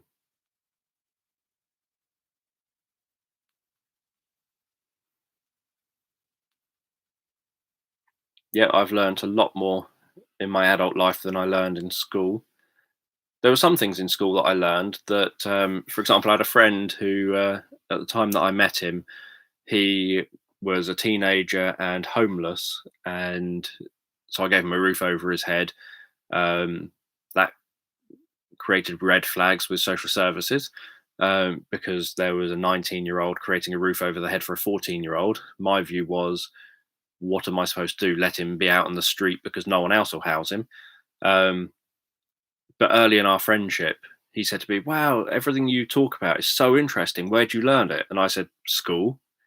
He said, "What, they teach the stuff you're talking about? I didn't know that." And so he went back to school and he got himself educated and he got himself a degree and what have you. Um, so I think there's a lot that is taught in schools that people just don't necessarily, because of the way it's often taught, don't necessarily pay attention to it and don't realize, um, perhaps the meaning of it, or how it applies to the real world, because it's not necessarily taught in that way. And I find half the time teachers are teaching it who don't really even know the subject themselves. They've trained as a teacher, so this doesn't go for all teachers, but there's a lot of teachers who've trained as a teacher and are then just teaching a syllabus that they're getting from, say, a book or something, rather than, and obviously I like to think that the higher up the teacher is in terms of the higher education, the more they actually know about the specified subject they're teaching. Um, but I definitely know that there's a lot of times when teachers are teaching something, essentially reading what they're going to have to teach in that lesson, and then teaching what they've just read in that lesson, and not deviating from it. And one example of this was in science, in the run up to the GCSE science exam. We were doing mock exams. One of the questions was, "What is gravity?" And I answered that it was the warping of space and time, etc. And I got a cross to say that that answer was wrong. And so I went up to the teacher after the lesson, because obviously we got given back our papers in the lesson. I went up to the teacher after the lesson and said, "You've marked this as being wrong, but my answer is right." And they said, "No, it's the attraction of two bodies towards each other, etc." And I said, "But it's the warping of space and time, and I can prove that to you. I can go and get a book now that will show you that that's what it is." And they said to me, "No, that's the type of answer you give when you're doing A level science, not when you're doing GCSE science." And I said, "Does that mean that physics changes between exams? That makes no logical sense." Um, and so things like that used to just really bug me, that you're doing something that in theory is correct, but it's classed as wrong because it's not the answer on a sheet that someone else has. And you don't get the credit for your correct answer because it's the wrong answer on a bit of paper.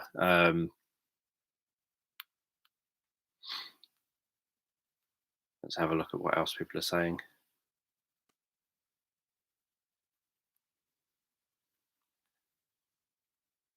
I'm always playing catch up over at the sides.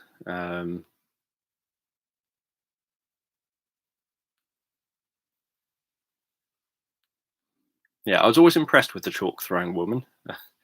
um, Glad that you're not allowed to do things like that nowadays.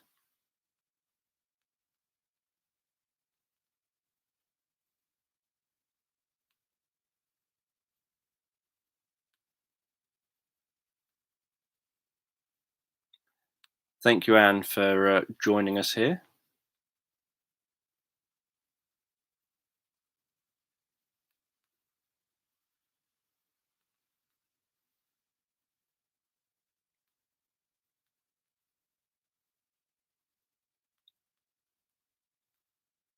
Yeah, having quick reflexes would be good.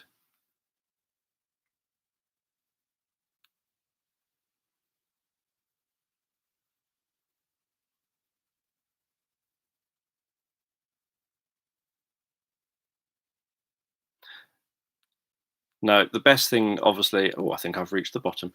The best thing, obviously, that can be done in relation to income is using YouTube like normal. YouTube's algorithms are very good at even falsely picking up where it looks like there's a certain pattern of behavior developing.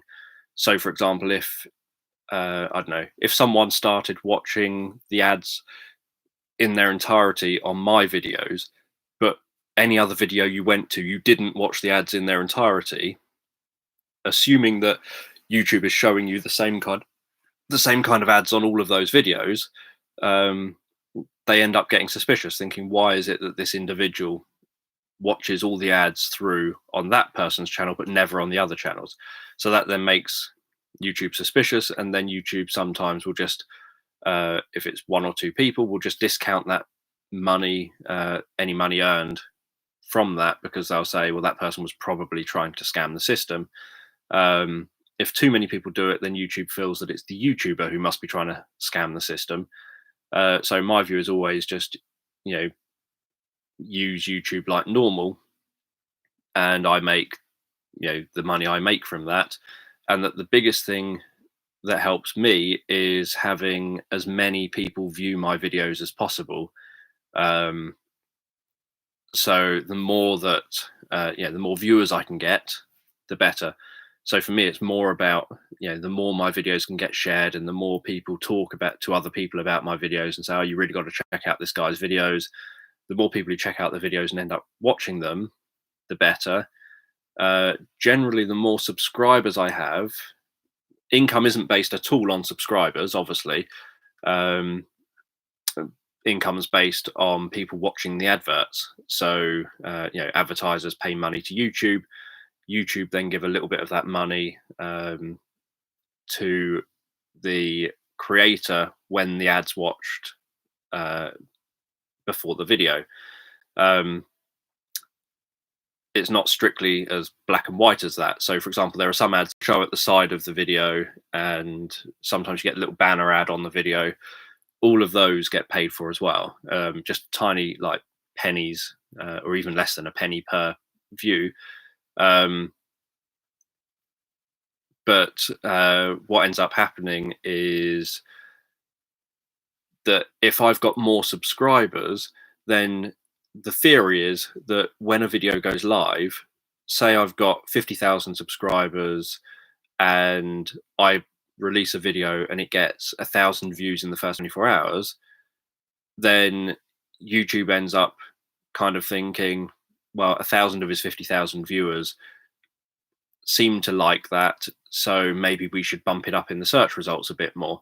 So the more views it gets quickly, so the quicker it gets views, the steeper that initial run up of views is, the more YouTube thinks people seem to like, his own subscribers really like this, so show it to other people who also might like this.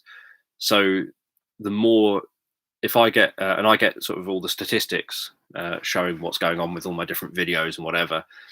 And so the more views I get up front, so if I post a video and it gets, say, 3 or 4,000 views in that first 24 hours, as some of my stories have in the past, then those ones carry on doing really well and end up hitting, 20, 30, 40 or whatever thousand views, if not higher, sort of 6 months or a year later or something, because so many people watched it up front that YouTube thought, this seems to be a really popular video for some reason, let's show it to other people. Whereas if I post a video, and this was obviously, many of you who've been around for a while will know this, that I've had this dilemma for ages. If I post a video, say, about autism, and in the first day it gets 26 views, YouTube just thinks, well, no one likes that video. Not even his own subscribers like that video. So we're not going to show it to anyone. So they then don't show it to anyone. And because they don't show it to anyone, then I don't get any views. And the more videos I create who my own viewers don't watch, then the more YouTube says, this person's channel, his own viewers don't watch the videos on his own channel, so don't show his channel to anyone else. So then YouTube stops showing my channel at the front of the search results on YouTube, because it feels that not even my own subscribers like my content, so why would anyone else? And that was my big dilemma up to September, where I was thinking, I've been, for like 13 years, I've been focusing on running a channel around mental health and autism and parenting and hypnosis and things like that. And my own viewers are joining my channel because of the sleep stories, and none of them are watching, or so few of them are watching any of my autism videos or anything, or my mental health videos, that those aren't showing up in search results. And so no one's watching them out of my own viewership. And then as time was going on, it was getting worse and worse, because my own viewers weren't watching my own videos. So obviously in September, I bit the bullet and made my channel a sleep story channel, where I scrapped focusing on all the stuff I'd spent 13 years focusing on, and instead just focused on creating all the sleep meditations. And that did have a big kick to my channel, which then died off at the end of January and into February.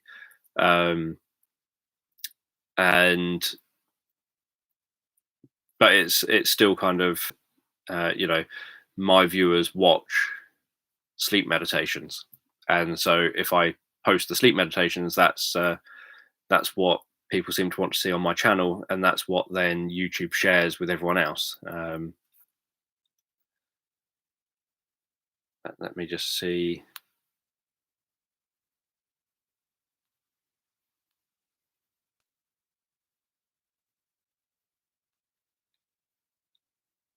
Glad you could join us, Colette. You might have left already, but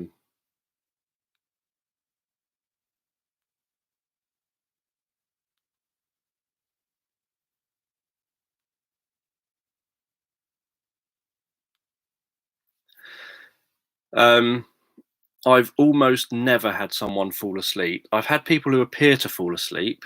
Generally, if someone falls asleep in a hypnotherapy session, the chances are they needed the sleep more than the therapy, that they must have been that tired.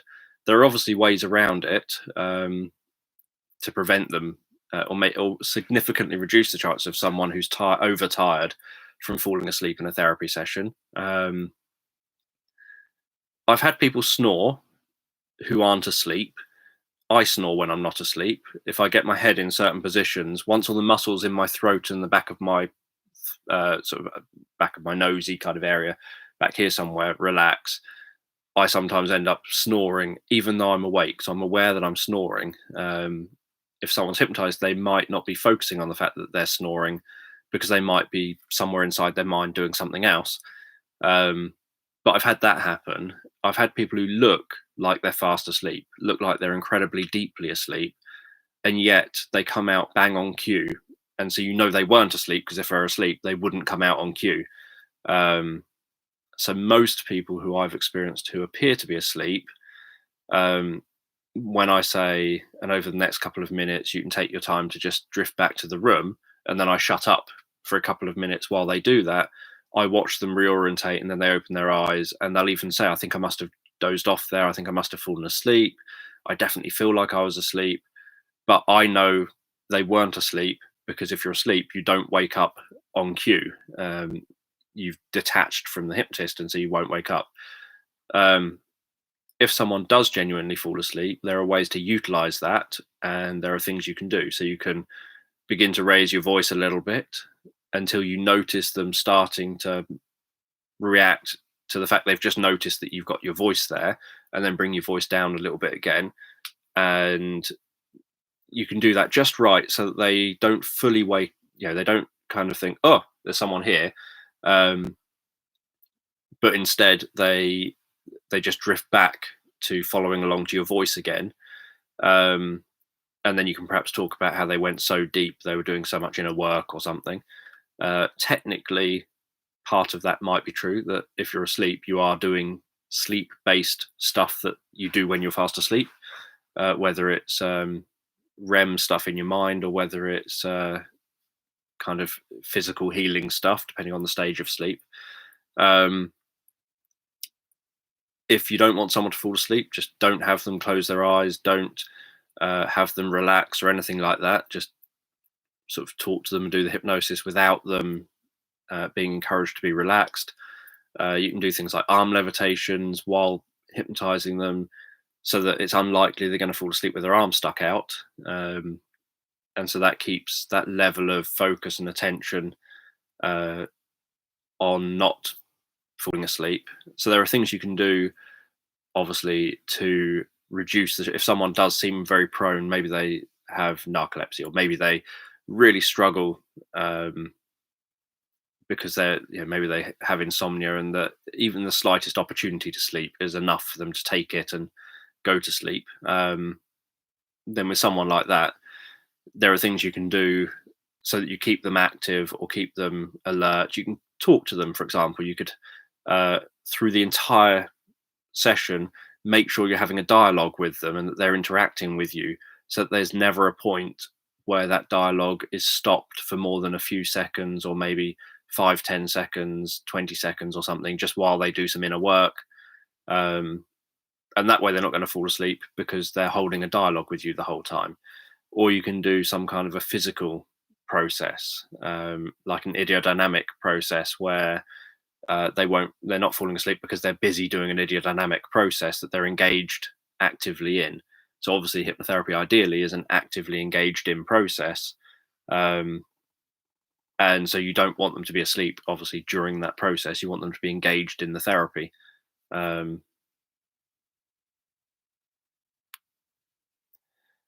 uh, I don't know exactly how much of a commercial you have to watch for the money, for me to make some money, or a percentage of the money. I know, for example, the ones that say you can click off of this after 5 seconds or whatever. If you watch beyond the 5 seconds, obviously I get, I like to think, some income, but I don't know if it's bang on the 5 seconds, like, or second 6 or second 10 or something like that.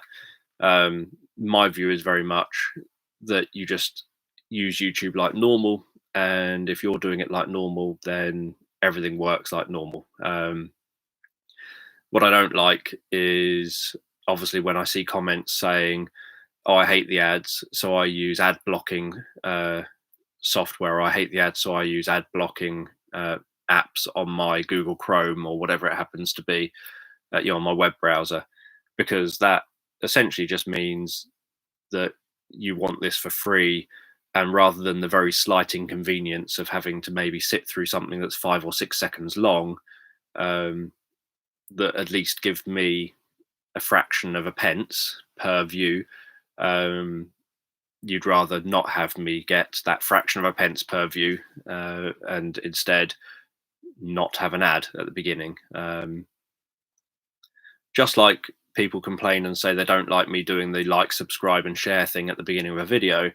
And yet, if I don't do that, and I've been experimenting not doing that just to check and see if it's changed over the years, but YouTube's own training when you attend it tells you make sure you're doing that. And so I've tried not doing it just for a couple of my recent videos, and the subscriber numbers. So my recent videos have been kind of interlaced with ones that have had no intro like that, and ones that have had the intro.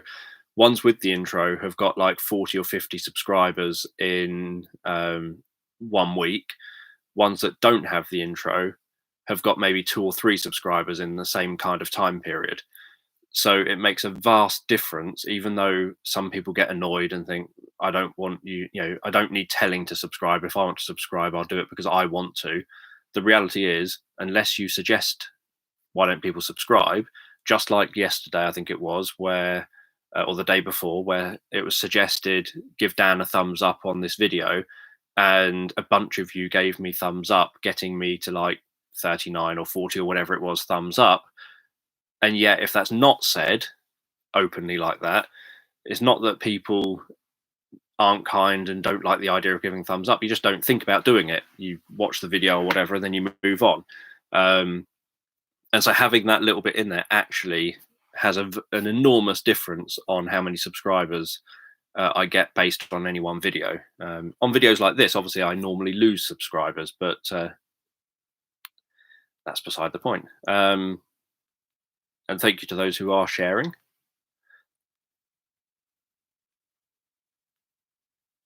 If you can't skip the ad, I probably get some income from it.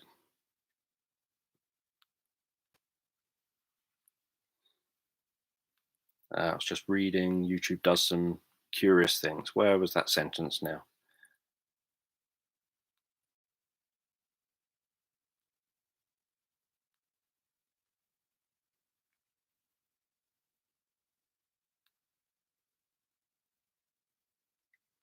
Yeah, I'd prefer them to stop asking people to unsubscribe, especially given how they're doing it. If you say, do you want to unsubscribe, cancel, or okay, they're not the options you want to see. Cancel and okay isn't the combination of options. Yes or no would be a better if you're going to do it, have yes and no as the combination of options, and make sure the word unsubscribe is in big writing, maybe in bold or something, so that people can see we're specifically saying about unsubscribing here.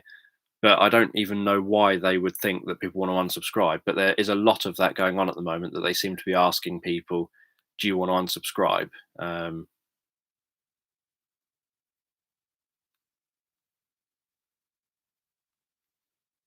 Yeah, I'm happy with my amount of subscribers, but obviously, um, I'm always, because I have to make a living and I put a lot of time.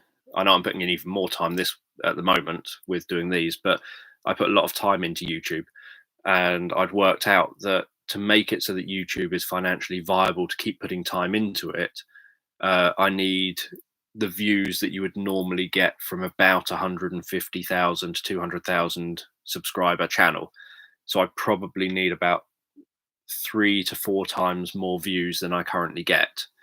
There are some channels that are the same size as mine that get vast numbers of views,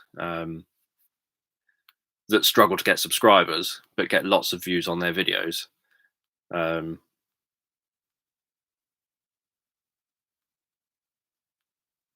yeah, things were very, very different in the old days. And on YouTube, when I started, things were very different. In sort of 2007 to 2010, my channel was classed as 33rd most viewed guru,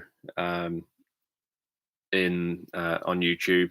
I was regularly in the top 100 of how-to channels for the UK, and I was doing very, very well here on YouTube. I wasn't monetized at the time, but my channel was doing very, very well. And had I just continued on doing what I was doing then, and not kind of been driven off of YouTube by being annoyed with other therapists who are constantly trolling my channel and attacking me, um, and then not deleted a vast number of my videos and things, then that could have made a difference, to where I am now.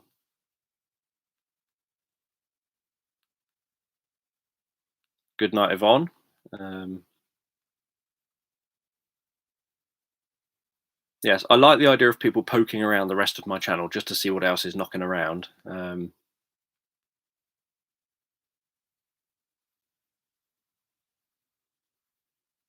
I had an experience years ago. I went sunbathing on Bognor Beach. Bognor Regis is a town that I used to live in, down the road from where I now live. And I fell asleep on Bognor Beach while I was sunbathing, and not a good thing to do. I was probably a teenager, maybe my early 20s, and there was lots of people around. And then I ended up waking up angry, I could hear snoring, and I then jolted up angry, thinking, "Oh, I wish they would just shut up," and realized I was alone on the beach, and that the snoring I could hear that was really annoying me must have been my own snoring. But I totally didn't realize, while I was sort of had my eyes shut, that it was me that was doing the snoring. All I knew was there's this loud, really annoying snoring going on.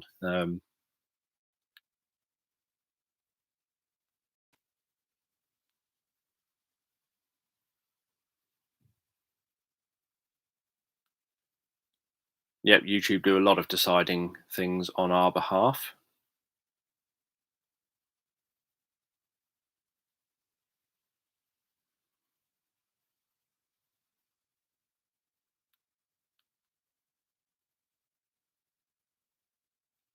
And yeah, YouTube do want people to stay on the platform every waking minute, ideally. Um, so, for example, they prioritize videos that lead to people watching another video. They prioritize videos that have the most retention or the most watch time. So, if you've got a video that someone watches for 40 minutes, they prioritize that over a video that someone watches for, say, 30 seconds. Videos that people click on in the first place, they prioritize over videos that fewer people click on. So everything is about how can we keep people watching one video, binge watching videos on YouTube. Um, and then it confuses me because asking people to unsubscribe kind of goes completely against that. Because asking people to unsubscribe is obviously like asking people who I know like my videos to unsubscribe from my own channel seems counterintuitive. Like Michelle, getting messages saying unsubscribe. Um, if you click OK accidentally, you've just unsubscribed from a channel that would have kept you on YouTube watching YouTube because of YouTube's own actions. Um, Especially when you're saying that your usage is pretty much me.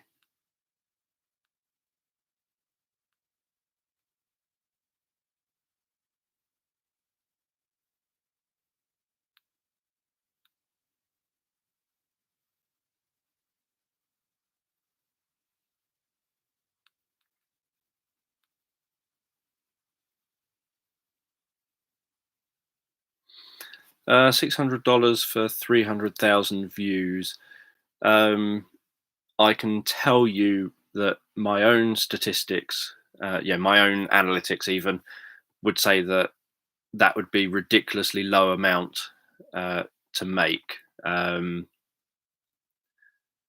I I'm just trying to think. I don't have it right in front of me because YouTube is open currently on a live stream page, and so I can't go off of this. But what I can do, I've shared my analytics before. Some people said, "Oh, you shouldn't be sharing your income, like your average kind of income." But my view has very much been that I'm happy to be open and honest about things, and I don't like it when people are not happy to be open and honest. Um, let's try and find monthly.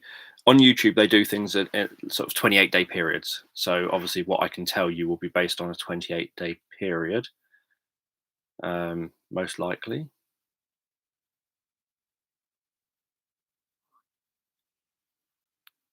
Let's see. Oh no, I've broke. Let's have a look.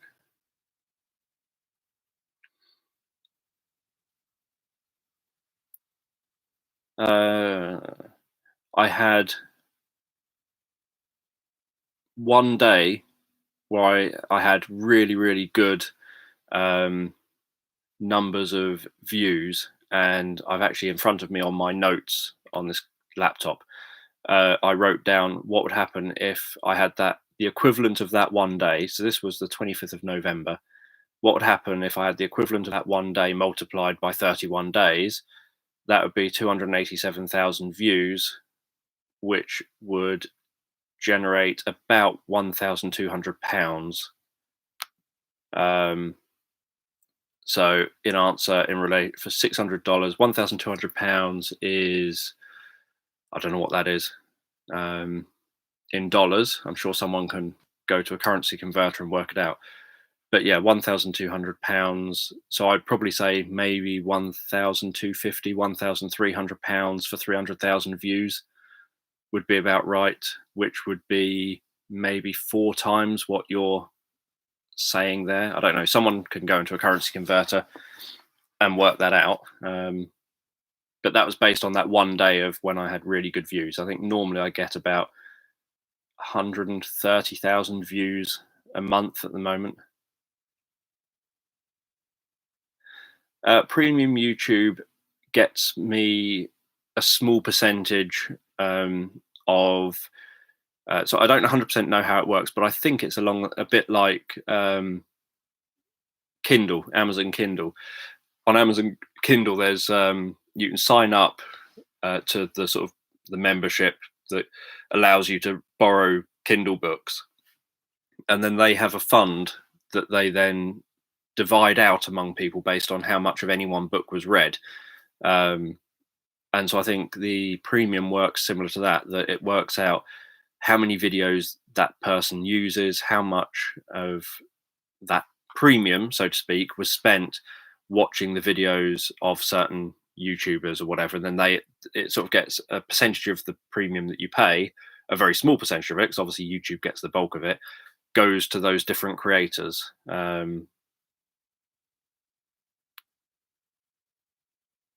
But yeah, so in relation, and this is Maria answering the question about, or sort of responding to your response to me. Yeah, obviously, I think one thing that's not necessarily always taught is that sometimes people can seem asleep, but they're not. And there are things you can do to test. So if I think someone's fallen asleep, before I do anything where I'm kind of going to wake them up or something, so to speak, um, I will do something like, and you can continue to head forward into this situation. And I'll emphasize the words head forward, and I'll nod my head slightly as I say that. And I then carry on doing what I'm doing, but I'm acutely watching their face and their head. And if they're still responsive to what I'm saying, their head will very slightly nod forward in response to my suggestion. And it won't be necessarily instant. If they're deeply relaxed physiologically, then it takes an awful lot of effort. It's just like if you ask someone who's incredibly deeply relaxed to start talking, it takes a lot of effort to get those muscles going again. But what you're watching is over the next few minutes, does this person, maybe within the next 3, 4, 5 minutes, just very subtly for a couple of millimeters nod their head forward to respond to your suggestion about their head coming forward. So I do things like that as a way of subtly checking, are you really responsive or are you asleep? And if they don't appear to be responding to little suggestions like that, or I can even overtly say, and you can take a moment to just go a little bit deeper and find yourself, I don't know, sitting down in the world's most comfortable chair. And once you've sat down in that chair, just allow your head to nod to let me know you've done that. And obviously, that's a very overt, obvious thing. But if they now don't nod their head, then clearly they're probably not responding to me. They probably haven't done what I've just asked them to do. So that's where I then might raise my voice a little bit and make myself more able to be heard, sound more less hypnotic and more normal talking. And then as I start seeing them move slightly or frown slightly or give some reaction physiologically that lets me know their state has just changed a little bit, then I go back to normal and carry on. So that what you've done is essentially by the time they realize, hang on, something's shifted here. I'm sure I just heard someone. You're back doing what you normally are doing, and they just assume that they're back aware of that again. So there are little bits and pieces that I do before I get to the point of necessarily kind of the end of the session and seeing that they didn't wake up when they're expected to. But even if they've been asleep, and that you eventually get them waking up by being, I've done in the rare times where someone's fallen asleep, I've done things like clapping, saying, right, so what are we going to do? And then they kind of wake up and they're startled and they're looking around and they look a bit confused and dazed. And you talk to them as if this is the most normal thing in the world. I'm saying, right, let's get on. What's the next thing we're doing? And you're treating it as if they've literally just opened their eyes exactly as expected. You're carrying on like expected.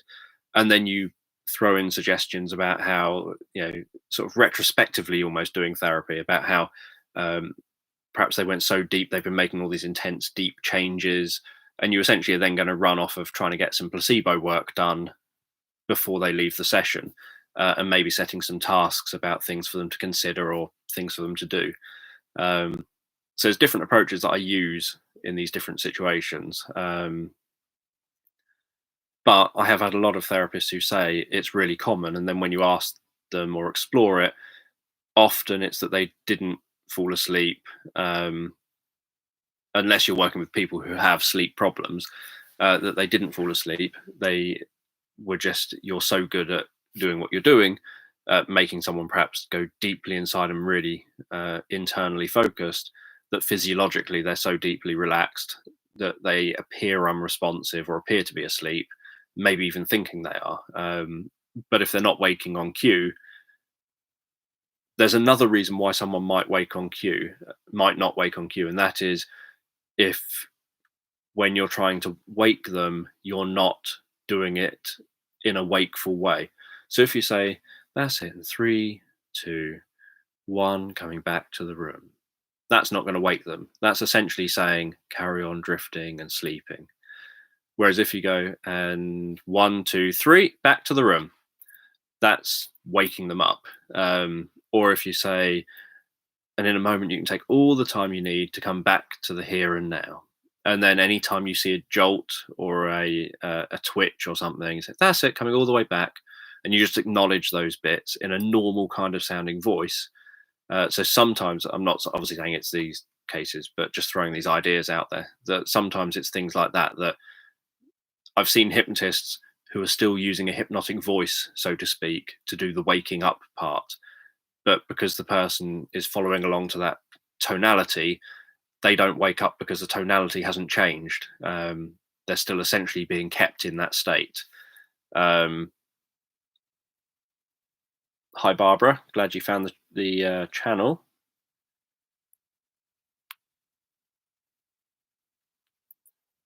So I will soon start wrapping this up, but let me just go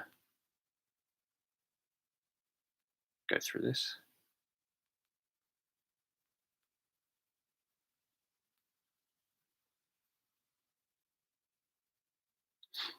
Yeah, I have had people moan saying, why are you doing the like, subscribe, share bit at the beginning?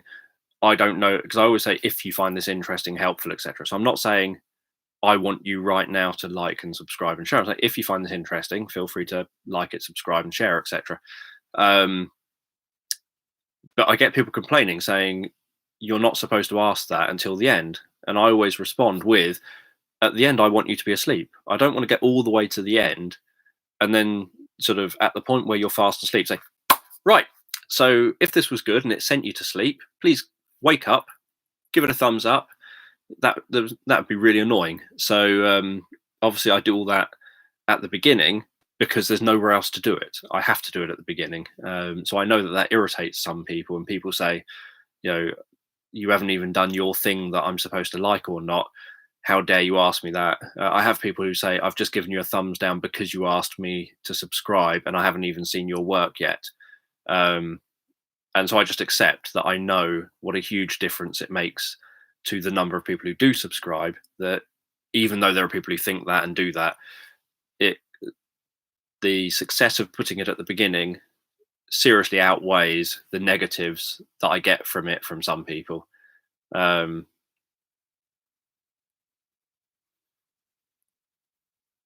Yeah, I hope your daughter sleeps well.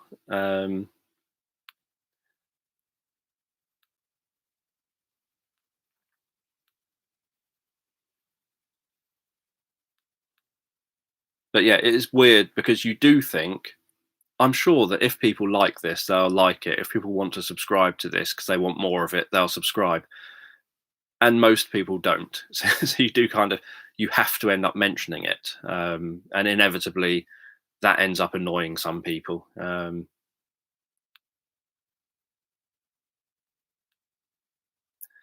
If I had 500,000 subscribers, number one thing, I wouldn't be able to keep up with the live chat over in this side here. Just a point there. The same with my live videos where I get ideas for the sleep meditations. I probably would struggle to get everyone's ideas in, and would struggle even more. So would struggle to read all the ideas, and then even more, I would struggle to include all the ideas in a story. And so it would be a case of, I'm going to grab what I can get from this, and hopefully people understand I might miss your idea, but feel free to drop in next live chat and suggest an idea next time. So if I had 500,000, I think I would really struggle with that. If I had 500,000 subscribers, the positives would be that my YouTube channel would make me, I suspect, assuming that views increase in line with the fact I'm getting more subscribers, I suspect that I would be making enough income from YouTube to be able to focus on YouTube more and do more with my YouTube channel, rather that, which I try and do everything as if my YouTube channel is my only thing already, even though I have to do other stuff to make a living. Um, what it would mean is that I wouldn't have to necessarily do all that other stuff to make a living. Um, Hopefully, if I had that many subscribers, a bunch of them would use Spotify, iTunes, Apple Music, Amazon MP3, things like that, to listen to my sleep stories and things that are on those platforms. That would then just help to spread my income a little bit, so that I'm not 100% reliant on YouTube income. So that would help. Uh, I would be able to. One thinking that I would probably do would be to close down my e-courses and just put all the videos of my e-courses onto YouTube, that anyone who wants to watch them can then just watch everything on YouTube. And mainly because the e-courses are my current main source of income, but at the same time, I spend a lot of time trying to respond to people's questions over there, and that takes a lot of my time up. And so if I could, again, it would just be nice to have everything in one place.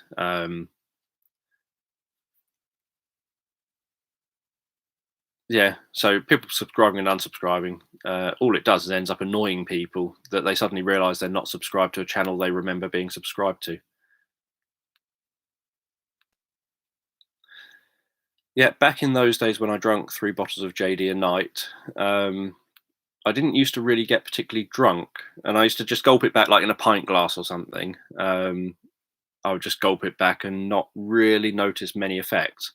And at the time, I didn't kind of understand why, and people never believe you when you say these things. But once I got working in childcare and in children's homes and things, part of the training involves talking about brain development, and the part of the brain that is affected by alcohol that makes you drunk hasn't developed in children's brains and doesn't normally develop until your early 20s. So in some people, you obviously go through puberty and you develop younger, and other people you develop a bit later. But on average, late teens and early 20s is when that part of the brain develops that gets affected specifically by alcohol. And that's why it's very risky for young people to drink alcohol, because you can drink vast amounts of alcohol, not get drunk or not feel drunk, and yet your blood alcohol level can be really, really high, and you can die from alcohol poisoning even though you don't feel drunk at all. And so it's very, very dangerous for young people. Um, so I was obviously just incredibly lucky that that never happened to me.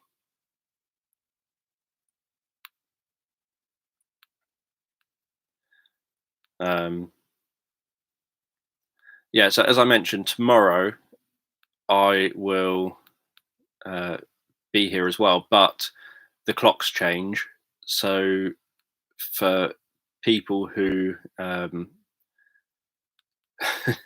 so for people who have already changed their clocks and things this sort of spring period, it means that it will be at a different time. But for me, it's at the same time. So for UK, it will still be a little bit after 7, probably about 7:15. Um, yeah, it's an odd one. You tell people about the finances, and then you get loads of backlash, and yet you want people to be honest and open, because you think if people aren't honest and open, um, then how do you judge, like, where you are in relation to perhaps other people? There's a lot of variation that people make and stuff. Um, I've just never been a fan of anything where people try and hide information, and especially, for example, when you see these big YouTubers who kind of try and make out that they make almost no money on YouTube, and so that's why you need to buy their merch, and you need to do this and you need to do that, and you just think that's probably a lie. You launch a video and it has a million views in 2 days or whatever, clearly you're making at least some good money out of this. So I just think that it's better to be open and honest with people, and to be able to then help people to set their expectations about things.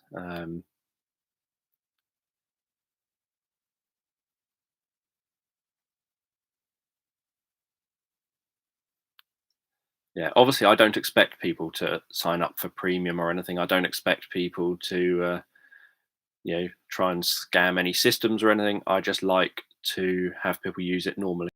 What's the oldest, youngest person I've hypnotized? The oldest, I don't know. I've hypnotized very, very elderly people, maybe in their 90s, perhaps. I don't think I've necessarily asked their age. Um, the youngest, obviously, I've used hypnotic techniques with babies and things like matching their breathing to help them to stop crying, or stroking on their arm to help them to fall asleep.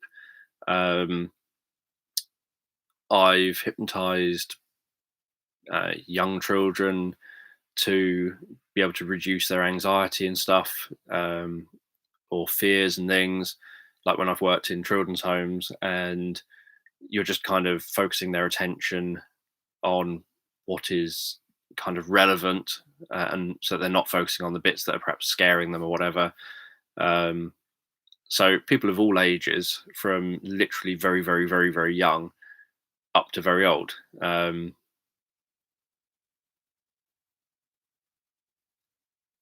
Yeah, if someone doesn't want to talk about something, they just don't talk about it. That's up to them. Uh, Under hypnosis, there's a bit of a myth in hypnosis that people seem to think that in hypnosis people have control taken away from them, when actually, for example, Milton Erickson used to describe that when you hypnotize someone, you have to be so much more tentative and careful with them, because they're so much more responsive to your communication, that if you start trying to ask them things they don't want to answer, they feel really, really uncomfortable with it. And if you try and manipulate them, they feel really uncomfortable with it. And so they're more likely to disengage from you. And the research in relation, so people talk about hypnotic suggestibility.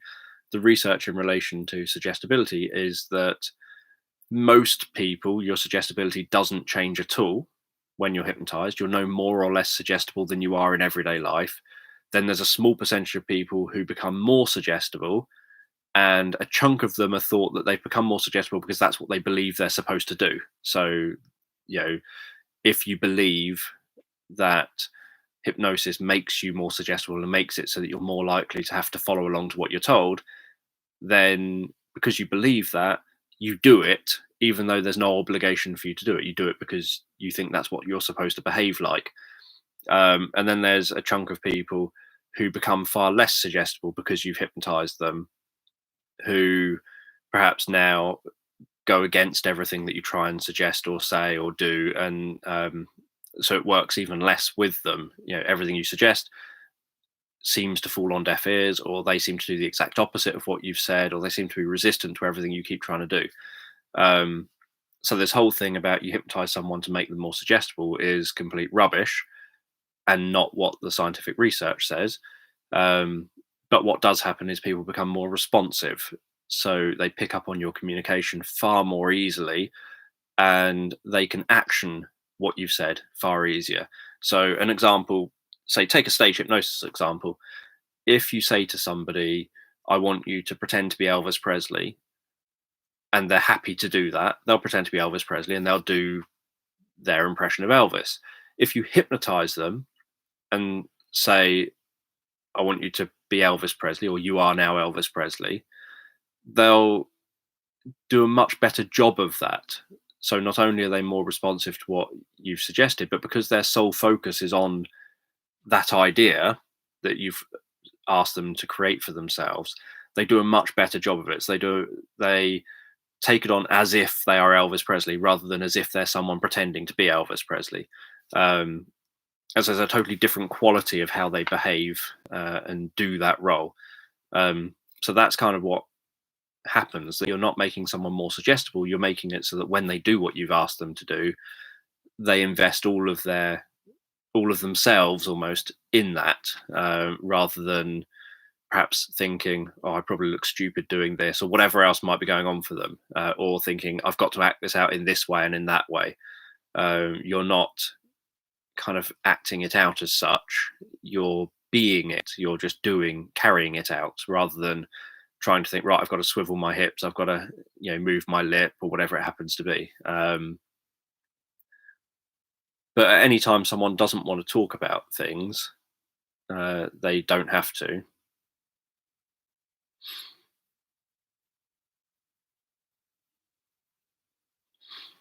But obviously, you are trying to move therapy forward.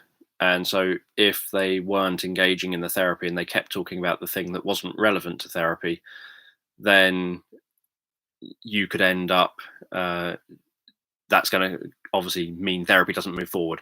So, you have to do something that you're going to address that with. And it could be that you just tell them, I don't think that we're right for each other. I don't think this is working.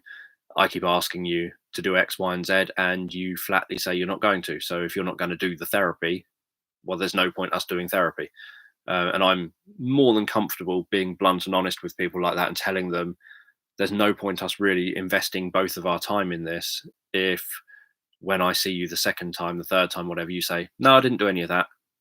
I just want you to fix me and make me better. And then you think, well, that's not how it works. I can guide you, but you have to decide to do your inner work. And we can look at why you can't. If you're struggling to do something, we can look at, well, why that was that difficult and what can we do about that? Was I going too quickly in what I was asking you to do, or whatever?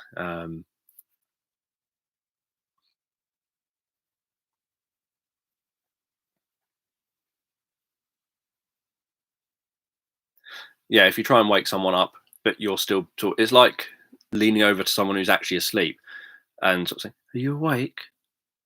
Are you awake?" And they're not responding. They're far less likely to respond unless they nearly are awake, because you're just essentially trying to do things in a way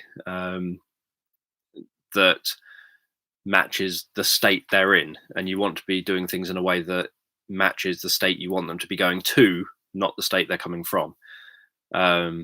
So when you guide someone into hypnosis, for example, reading the don't say 3, 2, 1, you want to do it in a way that sounds like you're going from your normal wakeful awareness to drifting deeper. And you don't have to say 3, 2, 1. You can just literally be talking to someone and gradually slow down how you're talking. And as they answer questions, you begin to soften your voice. And then their eyes begin to blink and they begin to drift inside and go deeper and more relaxed. And people just go with it because you've had that nice gradual drift into, from where they are to where you're kind of helping them. I do suggest in every single one of my stories, is full of, I often advise people who study hypnotherapy, who are sort of students who are maybe learning, or they're newly trained or something, to study my sleep meditations, where they can take them apart and notice when I'm using embedded commands, when I'm giving specific types of suggestions and ideas, the way that I use association and disassociation for different points, the way I use transitions and set things up, the way I use priming and give ideas for something that's going to come later, so that the mind is already kind of set on track, ready for that thing that's coming later.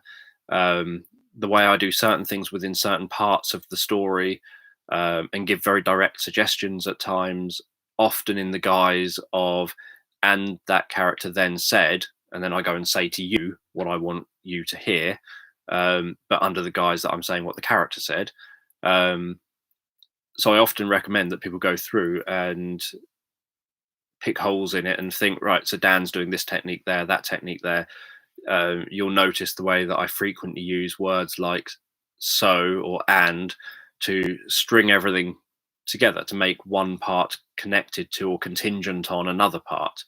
And all of that is always around tackling stress, anxiety, and worry. And then in some cases, something else as well, like, as I said, the Hope the Bunny one was about pain.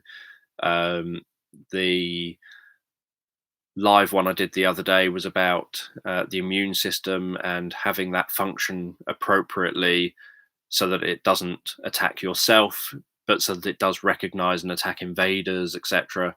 Um, so there's obviously all of that stuff that I draw into it, and am very direct about at times and indirect about at other times. Um,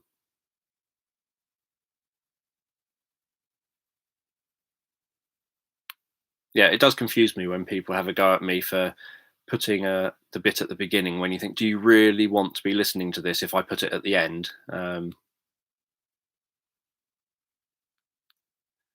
And the other one, as you've just mentioned there about it cueing you to start relaxing, is that I try to have that same structure because of that reason as well. So, something hypnotists often do is when a client comes in, you go through a certain routine or a certain ritual of how you're interacting with the client. And the client doesn't know what that's going to be until they come in and face you. But then when they come back a second time and you do the same thing again, go through the same kind of ritual, or there's a certain aspect of the ritual you go through, and then you do it a third time, they get used to the fact that when you do this bit, that's the start of their process. So, in the same way that a dentist who's seeing a repeat client uses less anesthetic in future sessions because they just pinch the side of your mouth. So when you first go in and you have, say, an injection in your gum, they'll pinch your mouth, inject your gum. When you go in the second time, they'll pinch your mouth, inject your gum. When you're going in later ones, they'll pinch your mouth and inject your gum, but use far less anesthetic on your gum because your brain recognizes that the pinch means numb the gum. And so essentially the pinching does most of the work for you because you learn that. And this even happens among, so there's mice, for example, who have been numbed in this way, had like salt water, sugary water that numbs them. And then when they end up having the sugary water, they get numb because in that context, that's what they expect to happen. Um, so I like to start everything with the same kind of bit. I also personally like having that 26-second or whatever it is. Um, give it a thumbs up, like, subscribe if you end up liking this, um, and comment below. And on my channel, I release new stories every week or whatever it is I say. That it isn't just, if you first listen, obviously, hopefully you think, I'll subscribe, and if I like it, I'll click like at the end. If I've got a comment, I'll comment in the morning or whatever. It's for those people who first watch it, but for everyone else, it also gives time to actually get settled in bed. If I just dive straight into the story and say, okay, so now just take a moment to begin to relax. As you begin to relax, I don't know if you'll relax deeper to the sound of my voice or the spaces between my words, but as you drift deeper asleep, if I just dive straight in with that, a lot of people will be thinking, hang on, I literally have just pressed play and got into bed. I haven't had time yet to kind of start following along to you. So that 26 seconds plays the role also, in, from my perspective, in giving you 26 seconds to get yourself settled in bed, ready for the start of the meditation, um, rather than you having to get into bed and then jump back a bit to start it again because I've already moved on. Um, so yeah, so it plays a few roles there.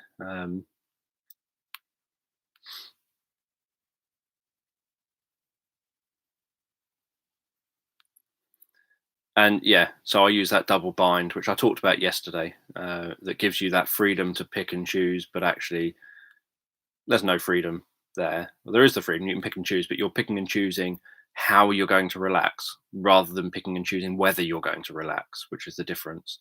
So how you're going to fall asleep rather than whether you're going to fall asleep.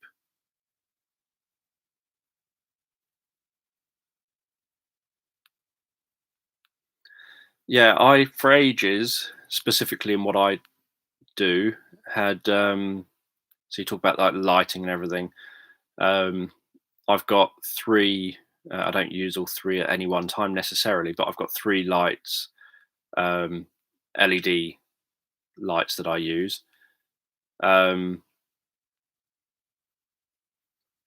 and but I found specifically in relation to, because I do stuff for sleep, that people ideally, uh, uh, I did used to kind of not argue with people, but I used to comment in reply to people where people would say, "Could you stop having things on screen because it's too bright in my room if I've got you playing on my phone and I'm listening to you when I fall asleep?" And I would often comment saying, "You can just turn your phone upside down.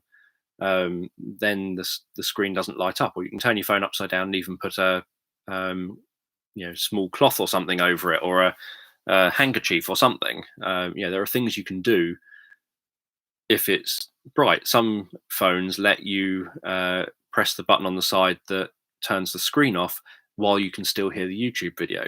Um, at worst, I've got pretty much everything as MP3s as well. I try and make everything available as MP3s as well. Um, so there are solutions, but obviously because those sort of comments were happening so often, I just ended up initially having a black screen with a vocal thing flashing on the screen, and that takes a lot of processing time still. And so to speed up my process, I people had said they were happy with a black screen, so I just went with the black screen and scrapped the sort of audio bit that comes across the screen. Um,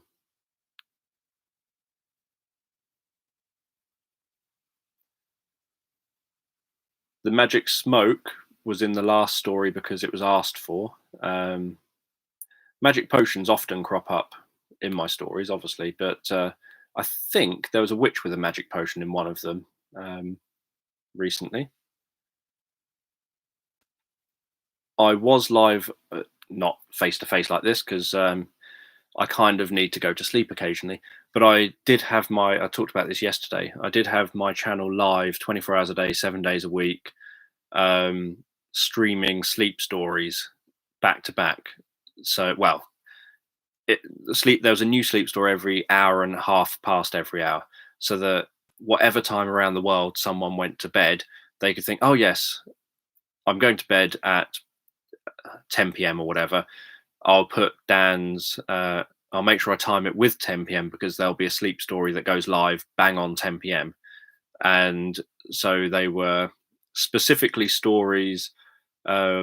I was using some software that randomly sort of sent stories or sent videos. So I had a folder on my computer with about 40 or 50 stories in it, and I'd edited all those stories specifically to make sure each one was under 30 minutes, with the shortest being 26 minutes, the longest being just bang on 30 minutes. And then it would randomly pick one of those stories to play, and then once it finished, so I rounded each video up with a sort of blank screen, so that each video was exactly 30 minutes long, and then it would play one of those 50 stories back to back every 30 minutes. It would just pick a different one from among all those stories, so that at any time of the day or night, so any time of the night wherever you are in the world, um, a story would start every on the hour or half past every hour that could be. So if you went to bed at 10 p.m., it wasn't like 10 p.m. every night your time the same story played. It was 10 p.m. every night a random story would play, so it could be one you've heard before, but it's choosing from 50 or so stories, so it could be one before or it could be a brand new one, and then it was just playing that. And then YouTube saved part of that video down to my YouTube channel that I can't edit, unfortunately. But that's an 11 hour, I think, 11 and a half hour long video that's on my channel that has these blank pieces in that people moan about. But they're only blank because it was from a live streaming video. And so I did that for a while, but you can't live stream twice at the same time. So it meant that I couldn't do something like this. If I was doing that, that would be what my channel does live all the time. I can't then do another live thing. It also meant obviously my computer had to permanently stay on and open to keep being live to do that.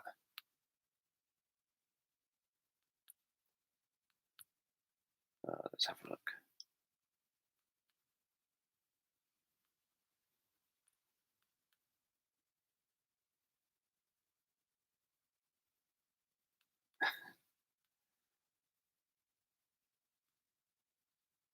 There are people who aren't sleeping; they're just resting their eyes.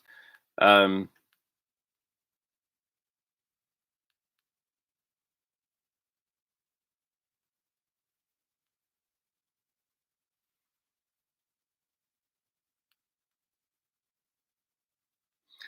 Vimeo, I've got some bits on Vimeo, but I obviously never use it. My logic is that I have to divide my attention between everything. If I start doing Vimeo all the time, that's then I've got to somehow keep hosting that and answering questions over there and doing everything on there. And if I want a sort of decent package of that, then I've got to pay for their sort of services. And um, so I just stick with what I know, um, and stick over here. But I do have stuff on Vimeo. Um,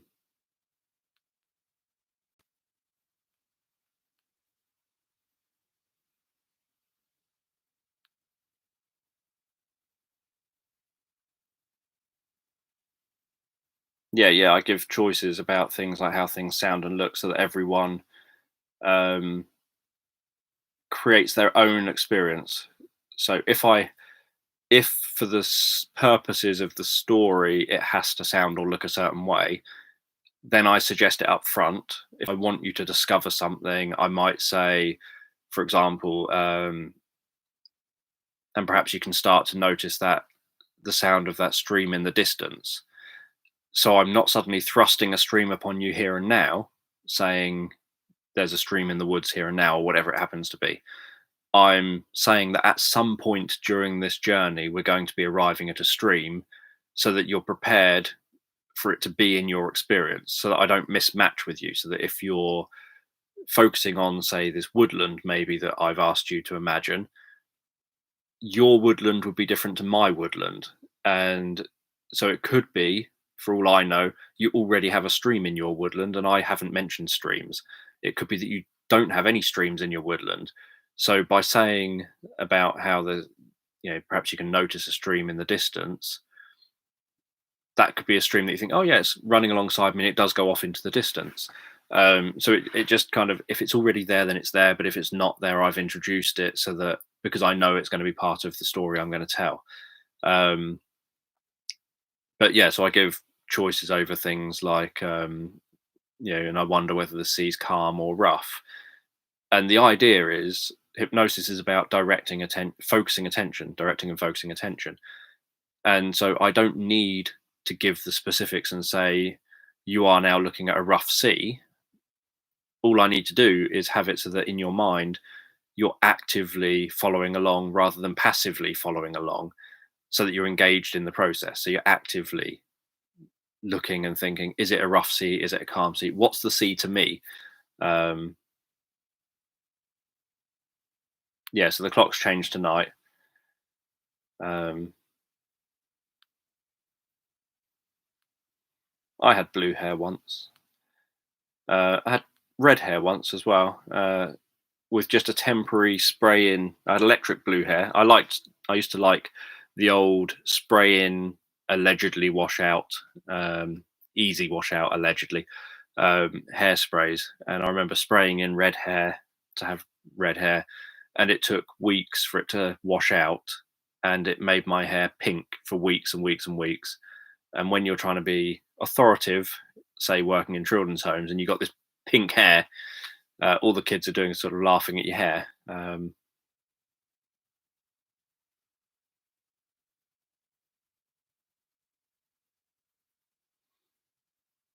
I don't know what question was time stamped for 5:30. Nothing shows here as saying that. Nothing that's showing here has a timestamp on it from what I can see. Um,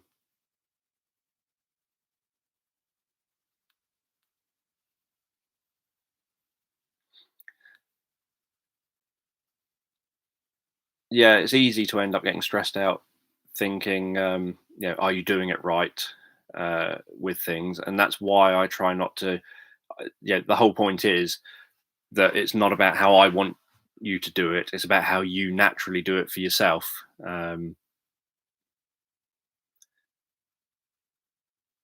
So you're kind of drifting along, but you're you're creating your own inner experience your way, not my way. Um,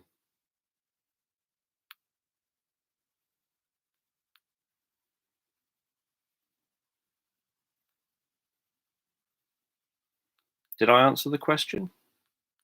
I've just read about answering the question, just read that I answered it. So I wonder what that was. Um,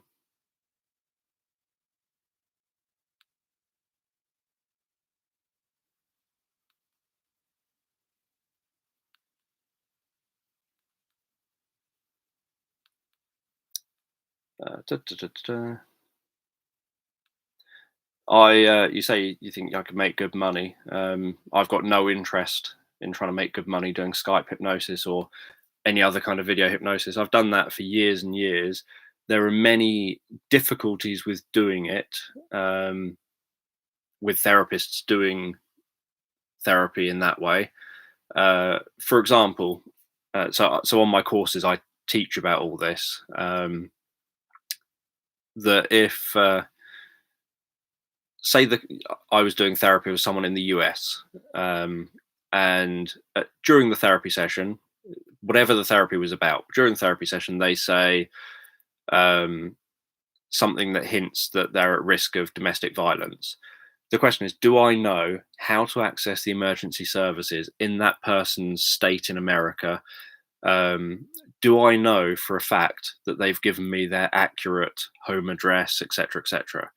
Or another one, what if, even if it's nothing to do with the therapy, they end up telling me during the therapy that they're going to kill themselves and then they hang up on me? What are my steps there? Do I know, again, how to contact the emergency services for their state? Have I easily, prior to this, been able to engage with and have their doctor's details so that if I needed to, I'm able to pass things on to their doctor? There are so many issues with doing distance sort of Skype hypnosis or Skype therapy or anything like that, um, that I find under taught on many courses. Many courses kind of just say, "Oh yeah, you can do phone hypnosis and Skype hypnosis, etc." And that is true, you can. But what's not often taught is, do you know what you're going to do? What is your strategy and your plan to make sure that you know that the person you're safeguarding, the person who you're working with, etc., etc., and yourself from different liabilities as well. If you're talking to someone and something happens, and it turns out you were the last one they talked to, and you were doing hypnosis with them, there are also some places that would jump to the conclusion that maybe it was you that did something, even though you probably didn't, and very, very highly likely didn't. Um, and likewise, you can obviously audio record and video record sessions, but you still need to obviously make sure you're covering that you've got data protection rights for everything, that wherever that's being stored is safe and confidential and not able to be accessed by any third parties.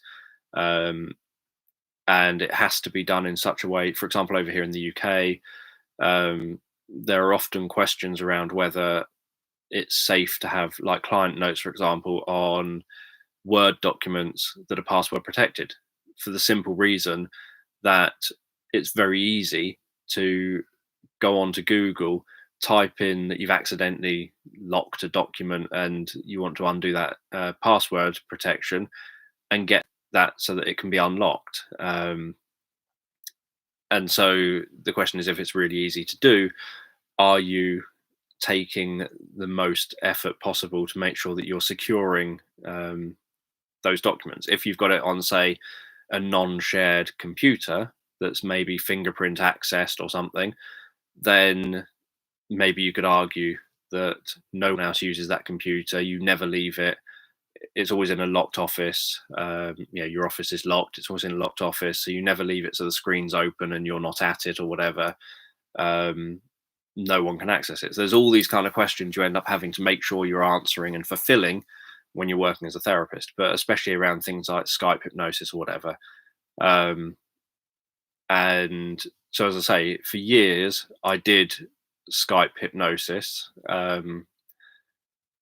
it used to be very exhausting because I would do like I would spend most nights talking to like I'd be working with someone in Hawaii, and then hours later I'd be working with someone in Israel, and then hours later I'd be working with someone in Germany, and then hours later I'd be working with someone else somewhere in the UK, um, and then someone in Australia, and so these people are all in vastly different time zones, and so you're constantly kind of trying to be awake for them at all stupid hours of the day and night.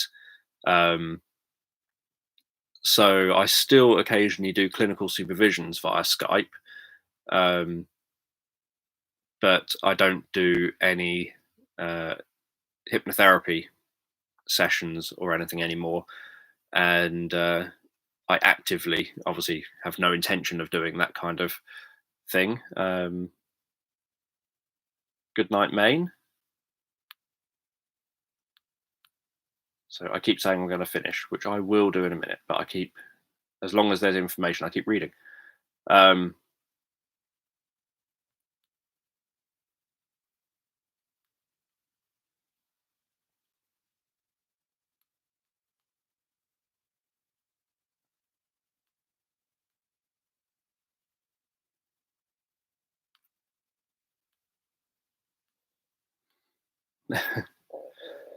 Um, da, da, da, da, da.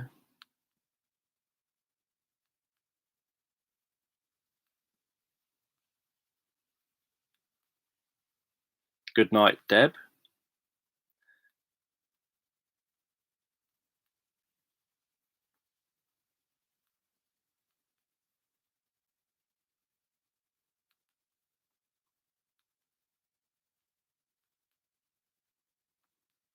Just reading down everything.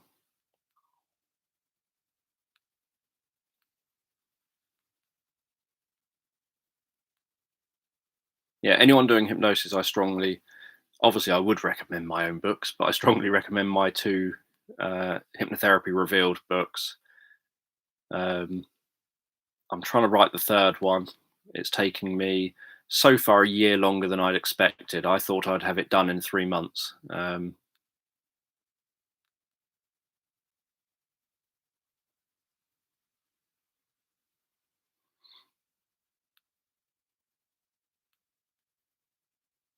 Yeah, I get confused with the live streams. So, Michelle, you watched my live stream New Year's Eve, um, and fortunately subscribed to my channel because of it.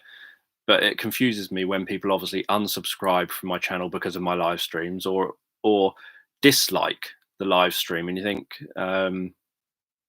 is it not kind of? I don't think it's amazingly impressive to be able to just ad lib an hour long or something sleep meditation, but I do think it's at least enough to warrant not having a thumbs down. Um,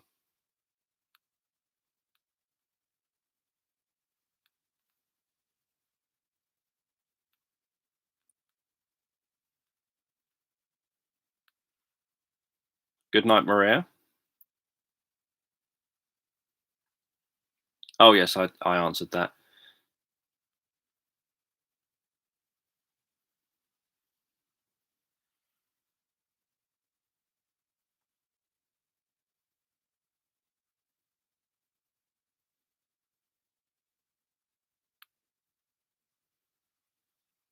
Good night, Simon.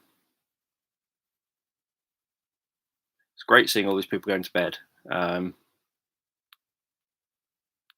so it's been nearly 3 hours again, and obviously I'm not charging anyone to have to put up with me. I never even end up showing. Back off my wand. I keep being asked about it. I thought I should at least bring it in here once. Um, so that's the size of it.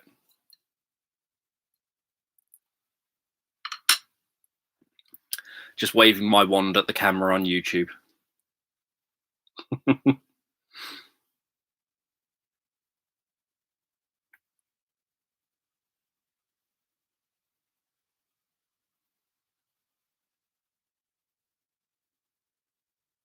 No, I don't need people paying me. Yeah. So Samuel missed me waving my wand live on YouTube at the camera, but he can have that shared that he'd missed that. Yeah, I did some time ago. I shared a link. Obviously, I'm not sort of recommending this, but I'd shared a link. I was asked a while ago. I think it was when it was my 40th birthday that I had done 40. I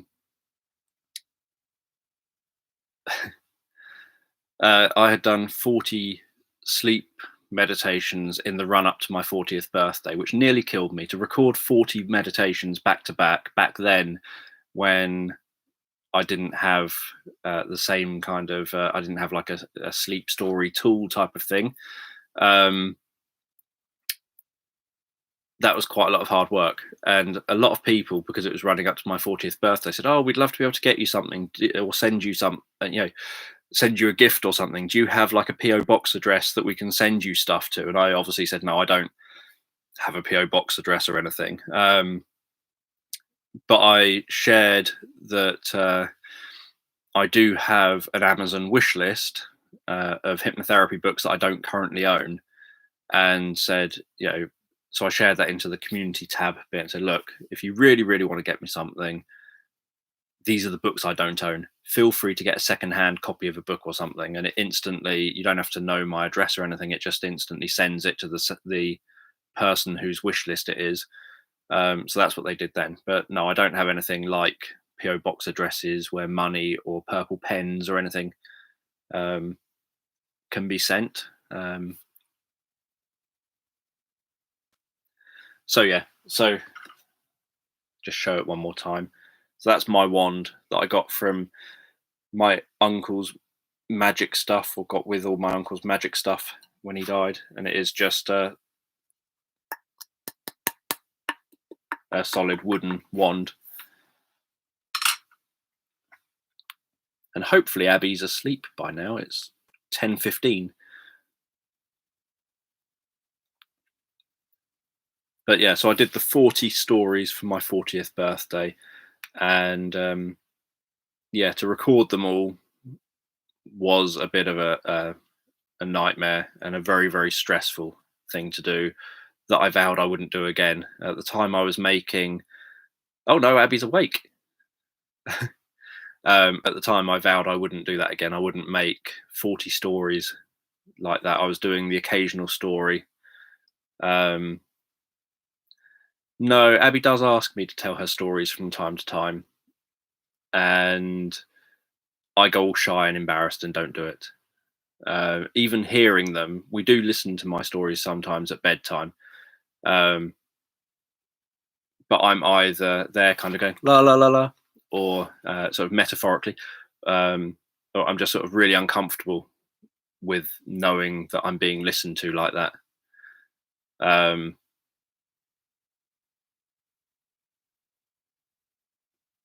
but yeah, sometimes I end up, suddenly I'll be asleep and Abby will wake up, and so Abby will put on a story or something to fall asleep to, and I'll suddenly hear my voice in my head, which is a bit of a weird experience where you suddenly hear yourself.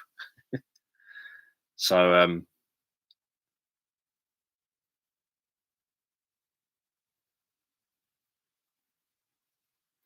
yeah, and with the 40 stories, I recorded them, the majority of them, over about a 4-day period.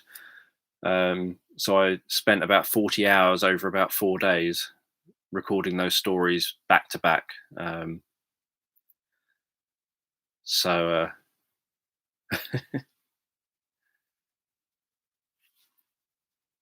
so anyway, it's just gone exactly 3 hours that I've been here. So I will go, but I will be back.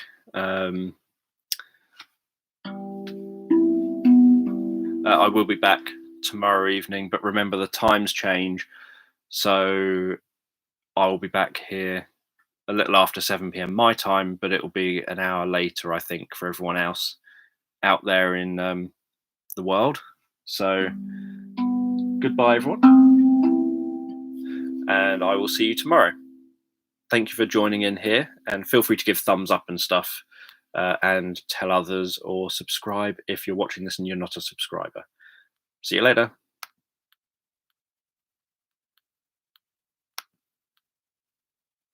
Nearly gone.